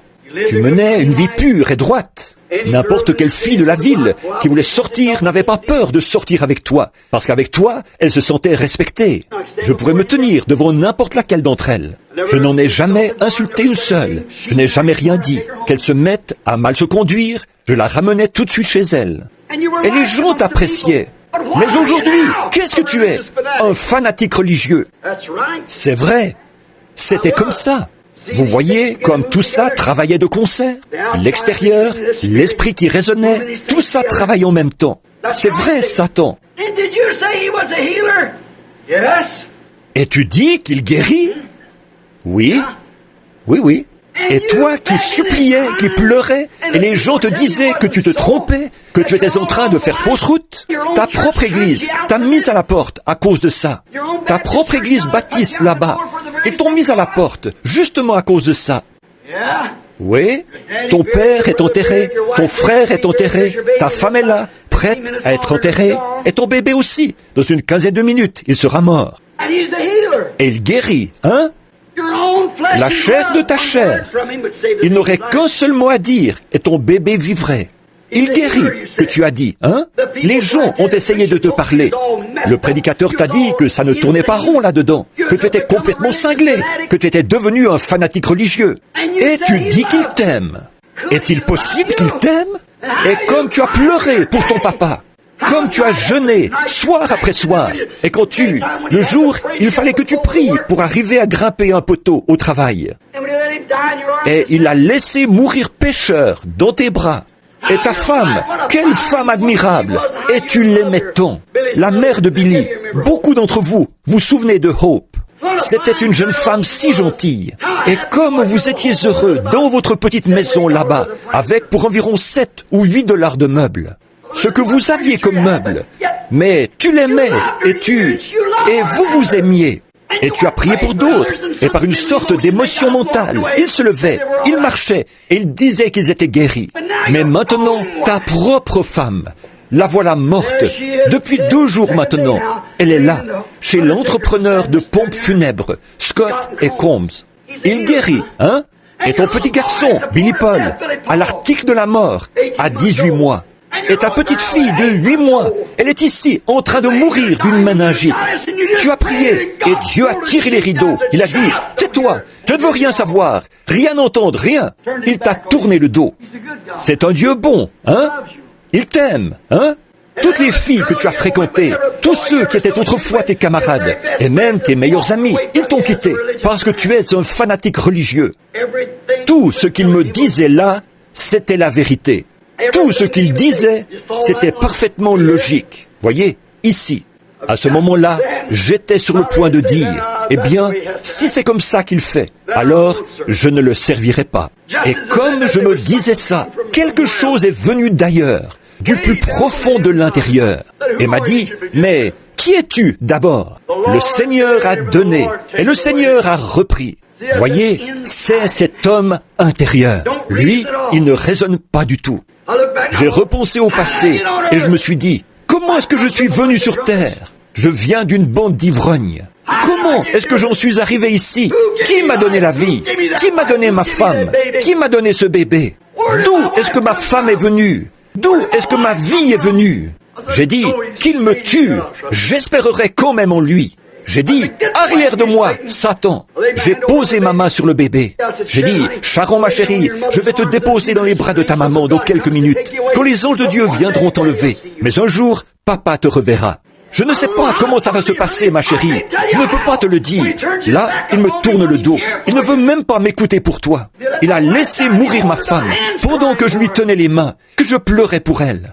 Et mon papa, il est mort dans mes bras, la tête sur mon bras, ici, en me regardant, en cherchant à reprendre son souffle. Et j'ai prié aussi fort que j'ai pu. Comment est-ce que je pourrais retourner devant les gens, prêcher la guérison divine? Comment est-ce que je pourrais prêcher qu'il est un Dieu bon, quand il a laissé mon propre papa mourir pécheur? Comment est-ce que je pourrais prêcher ça? Je ne sais pas comment, mais je sais qu'il a raison. La parole de Dieu ne faillira jamais. Elle vaincra, quoi qu'il arrive. Alors j'ai su qu'il y avait quelque chose de plus profond que tous les raisonnements, quelque chose de plus profond que toutes les émotions, que toutes ces choses-là. Il y avait un homme intérieur. Et lui, il a tenu bon à ce moment-là. Rien d'autre n'aurait pu tenir. Toutes les raisons, tout pouvait démontrer. Il y avait là toutes les preuves que c'était faux, que j'étais dans l'erreur. Mais la parole de Dieu, qui avait été prédestinée avant la fondation du monde, elle a tenu bon à l'intérieur. J'ai senti un léger souffle traverser la salle. Son esprit est allé rencontrer Dieu. Frères, sœurs, je vais vous dire, il n'y a rien d'autre que ça. N'essayez pas de raisonner la chose. N'essayez pas d'avoir les cheveux longs parce que c'est moi qui l'ai dit. N'essayez pas de faire toutes ces choses seulement parce que, dans la chair, n'essayez pas de le faire juste pour être à la hauteur. Mais attendez devant le Seigneur jusqu'à ce que quelque chose, tout au fond, à l'intérieur. Il y en a beaucoup parmi vous qui s'imaginent que puisque vous avez les cheveux longs, ça veut dire que vous irez au ciel. Pas forcément. Il y en a beaucoup qui s'imaginent que si on est une femme de bonne conduite, alors on va au... Pas forcément. Il y en a beaucoup qui s'imaginent que, parce que leurs églises, qu'ils appartiennent à ceci, à tel grand regroupement, avec d'éminents docteurs en théologie, ça ne veut pas forcément dire ça, vous voyez. Il y en a beaucoup qui s'imaginent que, parce qu'ils parlent en langue, ils ont le Saint-Esprit. Pas forcément. Bien que le Saint-Esprit parle en langue, c'est sûr.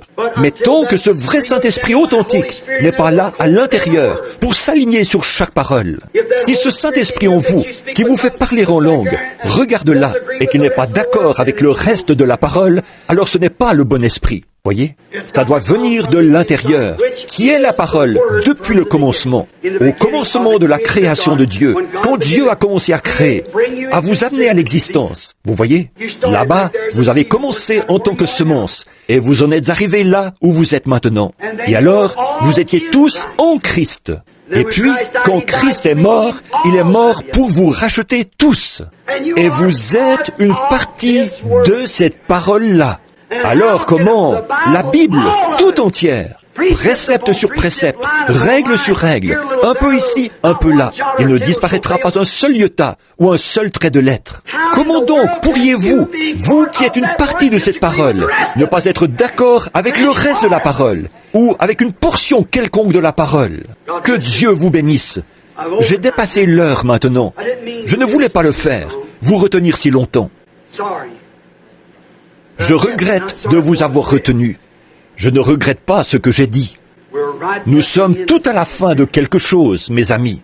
Vous tous ici, je pense, vous êtes tous membres de cette assemblée. Je ne suis pas assez souvent ici pour savoir quels sont ceux qui sont membres.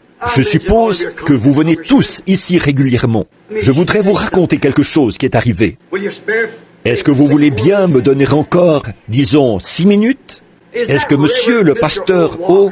Walker, là, de l'Oregon, est ici? Lui qui était avec nous ce dimanche où j'étais là. Est-ce que quelqu'un en a entendu parler? C'était quelque chose d'étrange, d'extraordinaire. Quand je suis arrivé ici, il y avait tellement de gens, j'avais toute une pile d'entretiens. Et ils étaient tous justifiés. Leurs fils, enfants, mariés, ivrognes, et différentes choses. Des choses qui justifiaient tout un entretien. Il aurait fallu que je voie chacun d'eux. Mais je n'arriverai pas à faire tout ça. Alors, je vous remets à Dieu. Je pose les mains dessus et je prie. Je dis, oh Dieu, je n'arriverai pas à le faire. Touche-les, Seigneur. Fais, toi, tu peux y arriver. Je prie pour chacun d'eux. Billy m'a appelé. Je venais d'arriver avec frère Banks. Il m'a dit, « Papa, si tu... » Écoutez, des fois je vois des gens qui passent en voiture là, dans la rue, et qui regardent vers la maison. Et moi je les regarde, et je les salue de la main, comme ça. Et ils vont presque détourner la tête. Je ne veux pas que vous fassiez ça. L'autre jour, quand ils achetaient cette maison pour que j'y habite, là-bas, à Tucson, il y avait une maison là-bas que frère Tony voulait m'acheter et qui coûtait 3 ou 4 fois plus cher que celle-là. Il était même prêt à payer plusieurs milliers de dollars de sa poche. Mais la seule façon d'entrer là, un gardien était posté à l'entrée. Un grand, c'est une annexe là. Mais, et les gens qui habitent là, pour les voir, il vous faut une autorisation écrite. Alors le gardien les appelle pour leur demander s'ils sont d'accord de vous laisser entrer. Je lui ai dit, tu me verrais, moi, alors que j'ai des frères et sœurs qui viennent pour me voir, qui veulent me serrer la main et demander à Dieu de me bénir. Est-ce que tu me verrais, moi, m'en aller là-dedans, Tony? Il m'a répondu, eh bien, vous devez. Je lui ai dit, Tony, comme ils font, l'assemblée et tout, qu'ils gardent une certaine distance entre moi et les gens. J'ai dit, c'est à cause de ceux qui veulent me dicter ce que je dois faire. Ils disent, le Seigneur m'a dit, alléluia, je ne partirai pas d'ici, gloire à Dieu. Le Seigneur m'a dit que vous devez venir faire une réunion chez nous, dans notre groupe. Oui monsieur, gloire à Dieu, le Dieu me l'a dit. Si vous ne le faites pas, frère Branham, vous êtes rétrograde, ça c'est sûr. Et moi qui suis là, en train d'essayer d'étudier, voyez, c'est pour ça, vous voyez. Et bien des braves gens sont empêchés d'entrer à cause de ça. C'est comme quand un homme va chasser sur le domaine d'une ferme. Un fermier lui dit, allez-y, vous pouvez chasser. Et alors vous y allez et vous abattez une de ces vaches. Un lapin passe sous la vache et vous tirez sur le lapin quand même. Vous piétinez la clôture au lieu d'aller jusqu'au poteau et de grimper par là, comme un homme honnête devrait le faire. Vous escaladez la clôture et vous la démolissez. Là, vous voyez? Alors il dira, je vais mettre une interdiction d'entrée. Je ne peux pas lui reprocher ça du tout. Pas du tout. Mais qu'est-ce qu'il fait? Il empêche le chasseur honnête de passer. C'est toujours comme ça. C'est le mal qui empêche le bien d'avoir le dessus. Toujours. Mais ces gens il y en a des milliers qui sont vraiment dans le besoin et qui sont bienveillants, des gens pleins d'amour, remplis de la grâce de Dieu. Et c'est ce qui arrive ici, que des gens viennent comme ça. On ne veut pas de ça, non. Mais cet homme est arrivé. Billy m'a dit, dépêche-toi de venir, papa. Il a dit, il y a Madame Waldorf qui est là avec des gens. Quelqu'un qui est en train de mourir. Il faut que tu les vois tout de suite. Alors je me suis dépêché de venir ici. Quand je suis arrivé, ils m'ont dit, ici, il y a seulement un homme qui dort là-bas, à côté, là, sur le côté, sur un coussin tous les jours, sur le côté du bâtiment. Il a dit, il veut que tu pries pour lui. J'ai dit, d'accord. J'ai dit, je le ferai entrer. Je suis venu. Il y avait, je crois, une Cadillac, là, derrière, un genre de grosse voiture. J'arrivais et cet homme m'a dit, bonjour monsieur. Il ne me connaissait pas. Je suis entré. Et sœur Waldorf, la pauvre, elle est entrée. Vous savez, vous connaissez son histoire, n'est-ce pas? Voilà, elle avait le cancer. Elle était morte dans la ligne de prière, à peu près 1 heure avant que j'arrive jusqu'à elle. Son docteur était venu. Il avait montré, il y a environ 18 ans de ça, un cancer du cœur. Voyez, et elle est en vie aujourd'hui. Maintenant, elle habite dans l'Arkansas. Et à l'époque, elle était à Phoenix. Elle m'a dit, frère Willie, je n'aurais pas voulu arriver comme ça. Mais elle a dit, je n'avais pas d'endroit où rester. Je ne voulais pas. Il disait que que cette femme va mourir. Frère Willie, elle m'a dit, j'aurais voulu arriver avec une petite offrande à la main pour vous, frère Willie. Elle a dit, mais je ne pouvais pas. Mais j'ai fait de la gelée de mûre. Oh, quand je suis entré là et que j'ai vu ces petits pots de gelée qu'elle avait posés là, pour moi, c'était trop sacré pour que je puisse en manger. Voyez, cette brave mémé d'environ 70 ans, je lui ai dit, Sœur Hattie, je ne pouvais pas refuser. Non, Jésus a vu cette veuve mettre 3 cents et il l'a laissé faire. Voyez, non, Dieu la récompensera pour ça, oui. Et alors le Seigneur a guéri cette femme. Il l'a guérie de tout ce qu'elle avait. Il a révélé à son pasteur ce qui le préoccupait, ce qu'il devait faire, autre chose. Et ils sont tous sortis en criant de joie. Alors Billy est entré et il m'a dit, papa, cet homme est parti. Je ne peux pas. Je lui ai dit, c'est qui dans la voiture, là-bas? Il a dit, oh, ça, c'est un type qui est venu de l'Oregon. Il dit qu'il a eu un genre de songe. Et je lui ai dit, je ne voudrais pas vous donner de faux espoirs. Il y en a déjà 300 qui attendent. Et il a dit, je lui ai dit, mettez le songe sur papier. J'en ai une pile haute comme ça, déjà. Je vais le mettre avec les autres. Je lui ai dit, fais-le entrer, donne-lui 5 minutes. Eh bien, dès que cet homme est entré, 5 minutes, il m'a dit, je suis le pasteur Walker. Je pense que c'est comme ça qu'il s'appelait, de l'Oregon. Je pense qu'il faisait partie d'une des dénominations, je ne sais pas, presbytérien quelque chose. Il m'a dit, je vous ai rencontré il y a une 20aine d'années. J'étais descendu à Grants Pass, ce n'était pas Grants Pass là-bas. J'ai oublié comment ça s'appelle. Il m'a dit, dans toute la région, ça faisait les gros titres des journaux tous les matins. Tout le monde était au courant. Il a dit, je n'ai même pas pu entrer dans le bâtiment où vous étiez, mais je vous ai vu entrer. Et un jour, dans la rue, je me suis avancé vers vous. Il a dit, il y avait 4 ou 5 hommes autour de vous, et je vous ai serré la main. Et vous, je vous ai dit que j'étais frère Walker, et vous m'avez dit qui vous êtes. Il a dit, on a échangé quelques mots, puis les 3 ou 4 hommes forts qui étaient avec vous vous ont fait avancer. Il a dit, je n'étais pas de ceux qui vous critiquaient, et je n'étais pas non plus pour vous. Il a dit, je ne comprenais pas, c'est tout. Il m'a dit, ça a duré encore quelques années. Et après quelques temps, il a dit, un homme m'a demandé de venir écouter des bandes. Il y a environ 3 ans de ça. Et il a dit, cet homme passait les bandes. Et là, il a dit, je l'ai entendu parler. Et il a dit, cet homme-là, il croyait que vous êtes un prophète. J'ai dit à cet homme, dans ce rayon-là, je ne m'y connais pas. Ça se pourrait, pourquoi pas? Alors il a dit, après ça, un autre homme s'est installé dans notre ville. Il a fait une réunion, je l'ai rencontré. Et il disait, je suis le prophète de Dieu pour ce jour-ci. Il lui a dit, mais vous êtes combien à la fin? Il a dit, j'ai entendu qu'un homme ici, qui écoute des bandes, dit, William Branham, là-bas dans l'Est, est le prophète pour ce jour-ci. Et tout ça. Il a dit, cet homme, je ne vais pas mentionner son nom, parce que ce ne serait pas bien de le faire ici, vous voyez. Il a dit, William Branham, je le connais. Il a dit, mais sa doctrine est complètement fausse. Il a dit, ce n'est pas un pentecôtiste, il ne croit pas au signe initial. Et il a dit, autre chose, il dit qu'il y a des grands et des petits prophètes. Ça n'existe pas. Il a dit, on est prophète ou on ne l'est pas, c'est tout. Il a dit, écoutez monsieur, je ne dis pas ça pour argumenter avec vous. Je disais seulement que j'ai entendu cet homme dire que cet homme-là, William Branham, et cet homme prétendait qu'il était prophète. Il a dit, je me demandais seulement combien il y en a. Il a dit, mais je veux que vous sachiez ceci, c'est moi qui suis le prophète de cet âge-ci. Alors il lui a répondu, vraiment? Il a dit, alors que le Seigneur vous bénisse et vous accompagne. Il a continué sans plus s'en occuper. Et il disait qu'il avait commencé à faire une série de 3 ou 4 réunions avec les frères de chez lui. Et il est allé à la poste pour dire, ne faites pas suivre mon courrier, gardez-le ici jusqu'à ce que je revienne, dans 4 ou 5 jours. Ils ont dit, très bien, ils ont mis une petite note là pour dire de ne pas le faire suivre. Il est parti voir sa fille. Et en partant, il s'est arrêté à une église. Et il a prêché ce soir-là. Le lendemain matin, il disait que tout d'un coup, il s'est dit, va chercher la poste restante. Et quand il y est allé, il y avait une lettre qui avait quand même été transmise par la poste et qui était arrivée à sa fille. Sa fille l'avait fait arriver là, en poste restante. Et il l'a ouverte. Et il disait qu'elle venait d'un homme, Monsieur Hildebrand, qui est un de mes amis. Et c'était lui l'homme qui passait les bandes. Il a dit que Monsieur Hildebrand avait appris par Roy Borders, qui est un des organisateurs, vous savez, que j'allais faire une série de réunions ici, du 28 au 1er, qu'il vienne voir par lui-même.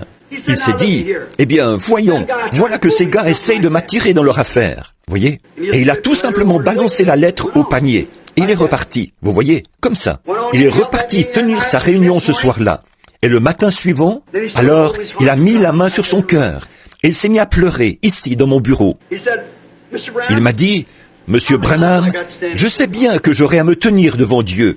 Il a dit, je ne sais pas si je dormais ou ce qui s'est passé au juste. Il a dit, j'ai eu un songe. Disons que je dormais et que j'ai eu un songe.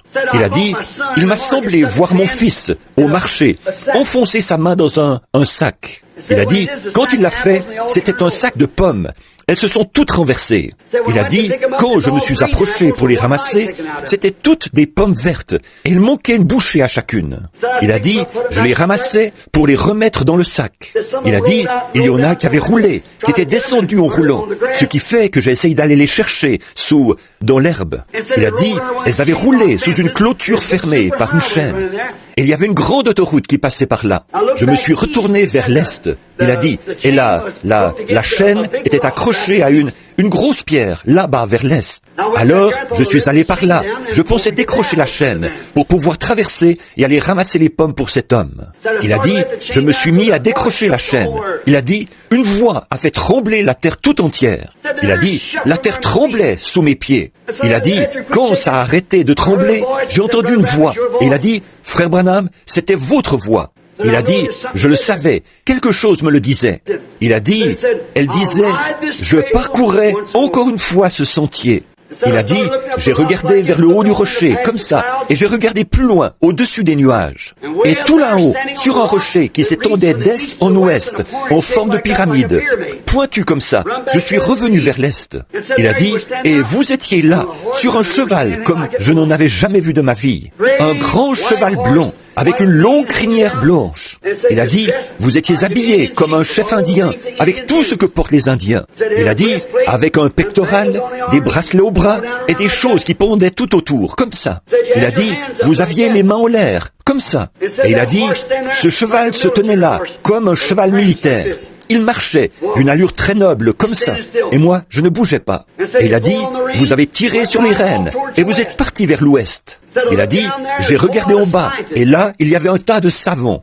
Et c'est le matin suivant. Ça, c'était le samedi. C'est le lendemain matin que j'ai prêché sur les savons. Vous savez, que j'ai dit que c'est du diable. Et il a dit, il y avait des savons là, qui versaient des machins dans des éprouvettes et qui mélangeaient ça. Il a dit, vous avez arrêté le cheval, vous avez de nouveau levé les mains en l'air, et vous avez crié, je parcourais encore une fois ce sentier. Il a dit, la terre tout entière a tremblé. Ces gens ont été secoués. Il a dit, ils ont levé la tête, ils se sont regardés comme ça, ils ont levé les yeux vers vous. Ils se sont contentés de hausser les épaules. Ils ont continué leur recherche scientifique. Il a dit, vous êtes repartis vers l'ouest. Et à ce moment-là, qu'il m'a dit, j'ai vu l'homme qui se disait prophète. Vous savez, il a dit, il est arrivé, monté sur un cheval noir, mêlé de blanc. Et il a dit, il est arrivé derrière ce grand cheval. Il a dit, c'était loin au-dessus des nuages. Il a dit, le chemin n'était pas plus large que ça. Et il a dit, ce cheval, il a dit, le vent gonflait les plumes et tout sur votre costume.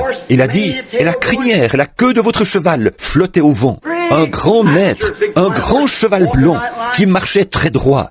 Et il a dit, ce type est arrivé derrière vous. Il semblait venir du Canada. Et cet homme habite au Canada.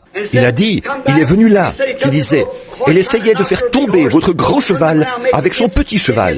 Il le retournait pour faire frapper sa croupe contre la... Il a dit, le grand cheval n'a même pas bronché. Il continuait d'avancer. Il a dit, alors tout d'un coup, il a dit, vous vous êtes retourné. Il a dit, c'était la 3e fois que vous parliez, mais c'était la 2e fois que vous disiez, je parcourais. Et il a dit, vous ne parliez plus comme avant. Là, vous donniez un ordre. Il a dit, vous vous êtes retourné et vous avez appelé cet homme par son nom. Et vous avez dit, descends de là. Tu sais pourtant bien qu'aucun homme ne peut parcourir ce chemin si ce n'est pas Dieu qui l'a établi pour ça. Descends de là. Et il a dit, l'homme a fait demi-tour. Et il a dit, cet homme a déjà écrit des lettres. Et il a dit, sur les hanches de son cheval, ce noir mêlé de gris. Il a dit, sur les hanches de son cheval, son nom était écrit, sa signature, exactement comme sur ses lettres. Et il est parti vers le nord. Il a dit, alors vous avez continué votre chemin. Ce grand cheval s'est retourné, aussi loin vers l'ouest que vous le pouviez. Il a dit, vous étiez là, et vous avez levé les mains comme ça. Et il s'est mis à pleurer. Il m'a dit, frère Branham, de voir ce cheval debout là, la coiffure de guerre et tout ça, qu'il disait, et ce pectoral et tout qui brillait. Il a dit, vous avez gardé les mains en l'air un moment, puis vous avez encore regardé en bas, vous avez repris les rênes, et vous avez dit, je parcourais une fois encore ce sentier. Il a dit, la terre tout entière était secouée dans tous les sens, comme ça. Et il a dit, il n'y avait plus de vie en moi. Je me suis affalé au pied du rocher. Alors, je me suis réveillé. Il a dit, qu'est-ce que ça signifie, monsieur? J'ai dit, je ne sais pas. Le lendemain matin, Junior Jackson, qui avait eu le songe de la pyramide, vous savez, quand je partais vers l'ouest, vous vous souvenez de ça? Il m'a appelé 1 mois ou 2 avant. Il avait eu un songe qu'il brûlait de me raconter. Et j'ai dit, Billy, il y en avait une 20aine là dehors. Il m'a dit, il y a Junior Jackson là. Il dit qu'il faut qu'il te raconte ce songe. Je lui ai dit, fais-le entrer. 5 minutes. Il est entré avec sa femme, comme témoin, qu'il disait. Il m'a dit, j'ai rêvé, frère Branham, que j'étais allé faire une balade en voiture avec ma femme. Et il a dit, j'ai regardé vers l'est, et j'ai vu quelque chose qui ressemblait à un point, comme une de ces soucoupes volantes. Vous voyez, le monde ne sait pas ce que c'est. Vous savez, c'est là. Nous, on sait ce que c'est. Vous voyez, nous, on sait que ce sont des anges, enquêteurs de jugement. Vous voyez? Et au Pentagone et tout, ils les voient descendre, et leur intelligence, ils peuvent partir comme un éclair, et ne sont plus là. Ils échappent à tout ce qu'ils ont. Vous voyez, ils ne savent pas ce que c'est. Ils peuvent bien en penser ce qu'ils veulent. Appeler ça des soucoupes volantes, ou n'importe quoi. Ils ne savent pas, voyez? Il a dit, je le voyais venir et je l'observais. Et voilà, c'était un homme à cheval. Et il a dit, il arrivait à la vitesse de l'éclair. Il a dit, je voyais qu'il allait atterrir devant moi. Alors, j'ai arrêté ma voiture et je suis vite descendu. Il a dit, à ce moment-là, la voiture, le cheval était sur la route. Un grand cheval militaire blanc qui marchait d'une allure très noble. C'est la parole, bien sûr, qui marche d'une allure très noble. Il a dit, il y avait un homme assis dessus. Il a dit, il portait une sorte de costume du Far West. Ce n'était pas un cow-boy, mais il a dit, il avait plutôt l'air d'un commandant de la gendarmerie à cheval de l'Ouest, ou quelque chose comme ça. Voyez, toujours l'autorité du chef à l'Ouest, des Indiens au-dessus des Indiens, gendarme à cheval au-dessus, voyez. Et il a dit, cet homme avait son chapeau enfoncé sur la tête, et il regardait de côté. Et il a dit, quand il s'est tourné, il a dit, c'était vous, frère Branham. Il a dit, vous ne parliez pas comme avant. Vous avez dit, Junior. Je l'ai appelé 3 fois et j'ai dit, je vais te dire ce qu'il faut faire. Et il a dit, alors vous avez repris les rênes du cheval. Vous avez fait à peu près 3 foulées et vous êtes parti vers le ciel. Vous n'étiez plus là, vous étiez parti vers l'ouest. Il a dit, un instant après, je regardais et voilà un cheval plus petit qui arrive, de la même race, mais plus petit. Et il restait là. Il a dit, je me suis approché, je me disais, il doit avoir envoyé celui-là pour moi. Il a dit, je l'ai enfourché. Junior aussi, il a fait un peu d'équitation. Il m'a dit, vous savez ce que c'est? Quand une selle vous va bien, frère Branham, les étriers et tout. Il a dit, je me suis dit, oh, celle-ci me va très bien. Alors j'ai pris les rênes et je suis parti vers le ciel. Il a dit, j'ai tiré sur les rênes pour l'arrêter. Je lui ai fait faire demi-tour et je suis revenu. Voyez? Il a dit, quand je suis revenu, j'ai arrêté le cheval. Je suis descendu parler avec ma femme. Et le cheval était parti. Et Junior aussi, il était tout remué. Et puis, avant-hier, il y a 3 jours, Léo Mercier est venu avec exactement le même songe, sans le savoir. Il s'agissait d'essayer de faire accoupler un grand étalon blanc avec une jument noire. Et il n'y arrivait pas. Il était agité. Il m'a dit que j'étais arrivé là. J'avais dit « Léo » et que je lui avais dit comment moi je m'y prenais. Je ne veux pas le répéter ici, voyez, mais je lui ai dit comment je m'y prenais. Vous avez dit, tu ne vois pas? Juste pour te dire, je ne savais pas qu'Ed Dalton avait un gendre et que son gendre avait un chien qui s'appelait comme ça. Tu sauras que tu es en train de rêver, Léo, mais quand tu te réveilleras, souviens-t'en! Et il a dit, je n'avais jamais entendu donner un ordre avec tant d'autorité. À peu près au même moment, Roy Robertson est venu. Il a dit, frère Branham, vous vous souvenez, avant la première fois où vous avez quitté l'église, je vous avais vu assis, c'était comme en Palestine. On était tous là, le conseil d'administration et tout, assis comme autour de la table du souper du Seigneur. Et vous parliez. Et vous, il n'était pas sûr de savoir de quoi vous parliez. Il a dit, une nuée blanche est descendue vous prendre. Elle vous a emporté. Combien se souviennent du songe de frère Roy? Et il a dit, cette nuée blanche vous a emporté. Et il a dit, vous n'étiez plus là. Je parcourais les rues à pied, en criant et en pleurant. Quand je suis revenu ici, il était là, avec son bras infirme, comme il était. J'étais en train de lire ça. Il a lâché son râteau et il s'est mis à pleurer quand il m'a vu arriver. Comme je ne l'avais pas vu avant, il m'a raconté son songe. Il disait, il était en train de ratisser. J'ai dit, et vous êtes parti. Il disait, je parcourais les rues, partout, en essayant de vous trouver. Je n'arrivais pas à vous trouver nulle part. Je criais, oh, frère Branham, ne partez pas. Il a dit, une nuée blanche est venue vous prendre. Elle vous a emporté loin de nous, vers l'ouest.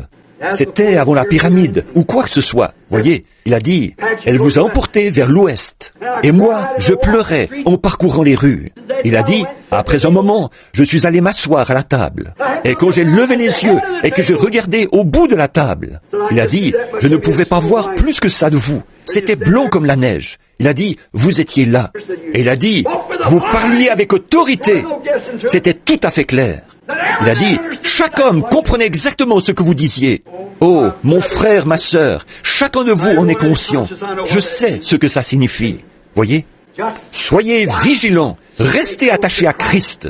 En tant que ministre de l'Évangile, je veux vous adresser cette mise en garde. N'avalez pas n'importe quoi. N'allez rien vous imaginer. Ne bougez pas de là. tant que cet intérieur de l'intérieur n'est pas ancré à la parole, tant que vous n'êtes pas en Christ, parce qu'il n'y a que ça parce que dans l'âge où nous vivons, la séduction est plus forte que jamais. Ça séduirait même les élus, si c'était possible. En effet, ils ont de l'onction. Ils peuvent tout faire comme les autres. Mettez vos vies en ordre. Payez vos dettes. Jésus a dit, ne devez rien à personne. Bien sûr, je ne parle pas de votre maison, votre loyer et tout. Ça, vous ne pouvez pas faire autrement. Déchargez-vous de tout. Mettez tout en ordre. Préparez-vous. Tenez-vous prêts. Souvenez-vous, au nom du Seigneur, quelque chose est sur le point d'arriver. Cette semaine, je vais partir dans les collines. Pas vraiment pour chasser l'écureuil. Bien sûr, j'aime bien chasser l'écureuil. Mais la raison pour laquelle j'y vais, c'est pour dire, « Oh Dieu, je ne sais plus de quel côté me tourner. Et je ne veux pas passer à côté. Aide-moi. Priez pour moi. Voulez-vous le faire? Moi, je prierai pour vous.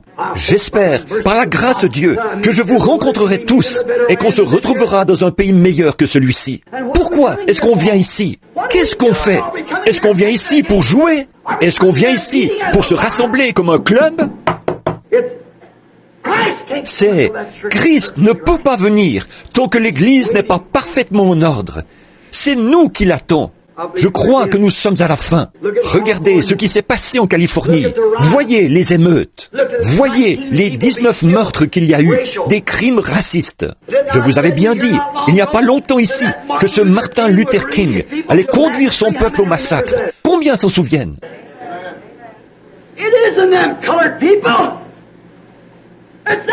Ce ne sont pas ces gens de couleur.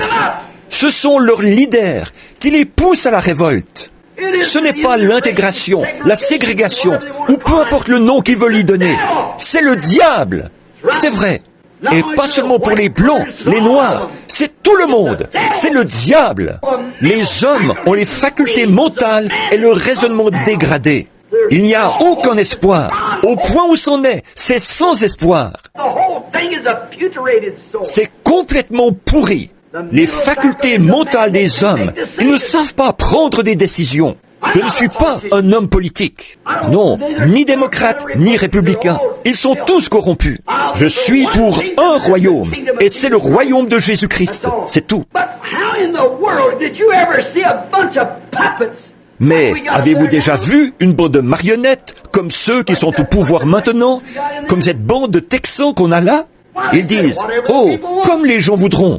S'ils veulent le communisme, on va leur donner le communisme. S'ils veulent l'intégration, on va leur donner l'intégration. S'ils veulent la ségrégation, on leur donnera quoi que ce soit. » Où est-ce qu'il y a des hommes? Oh Dieu!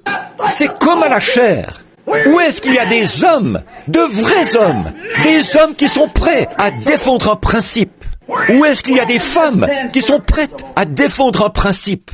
Où est-ce qu'il y a une église qui est prête à défendre un principe? Je n'ai pas pour 2 sous de temps à perdre avec un esprit mou, lâche et qui fait des compromis. Si une femme est femme, qu'elle soit une dame. Si un homme est homme, qu'il soit vraiment un homme.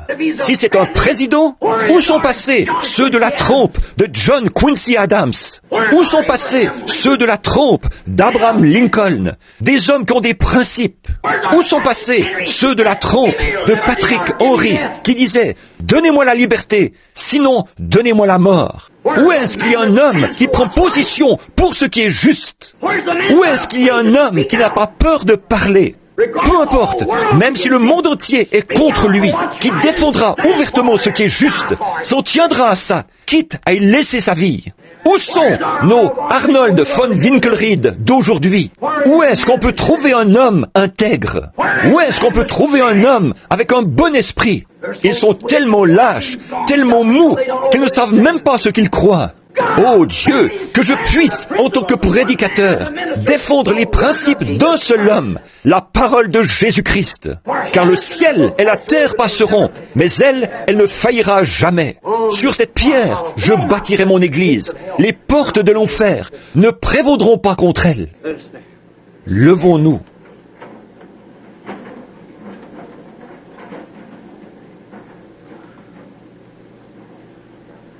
Blessed be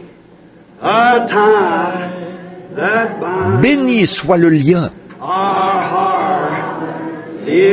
qui nous unit en Christ. Le saint amour, l'amour divin que verse en nous l'Esprit. Maintenant, tenez-vous par la main.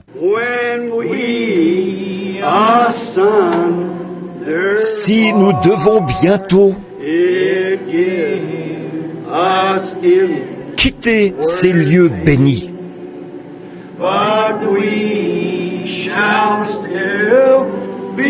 nous nous retrouverons là-haut pour toujours réunis.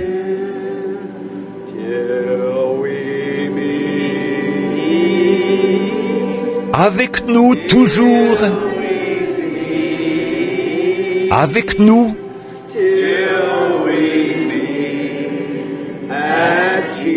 oui, il est tous les jours avec nous.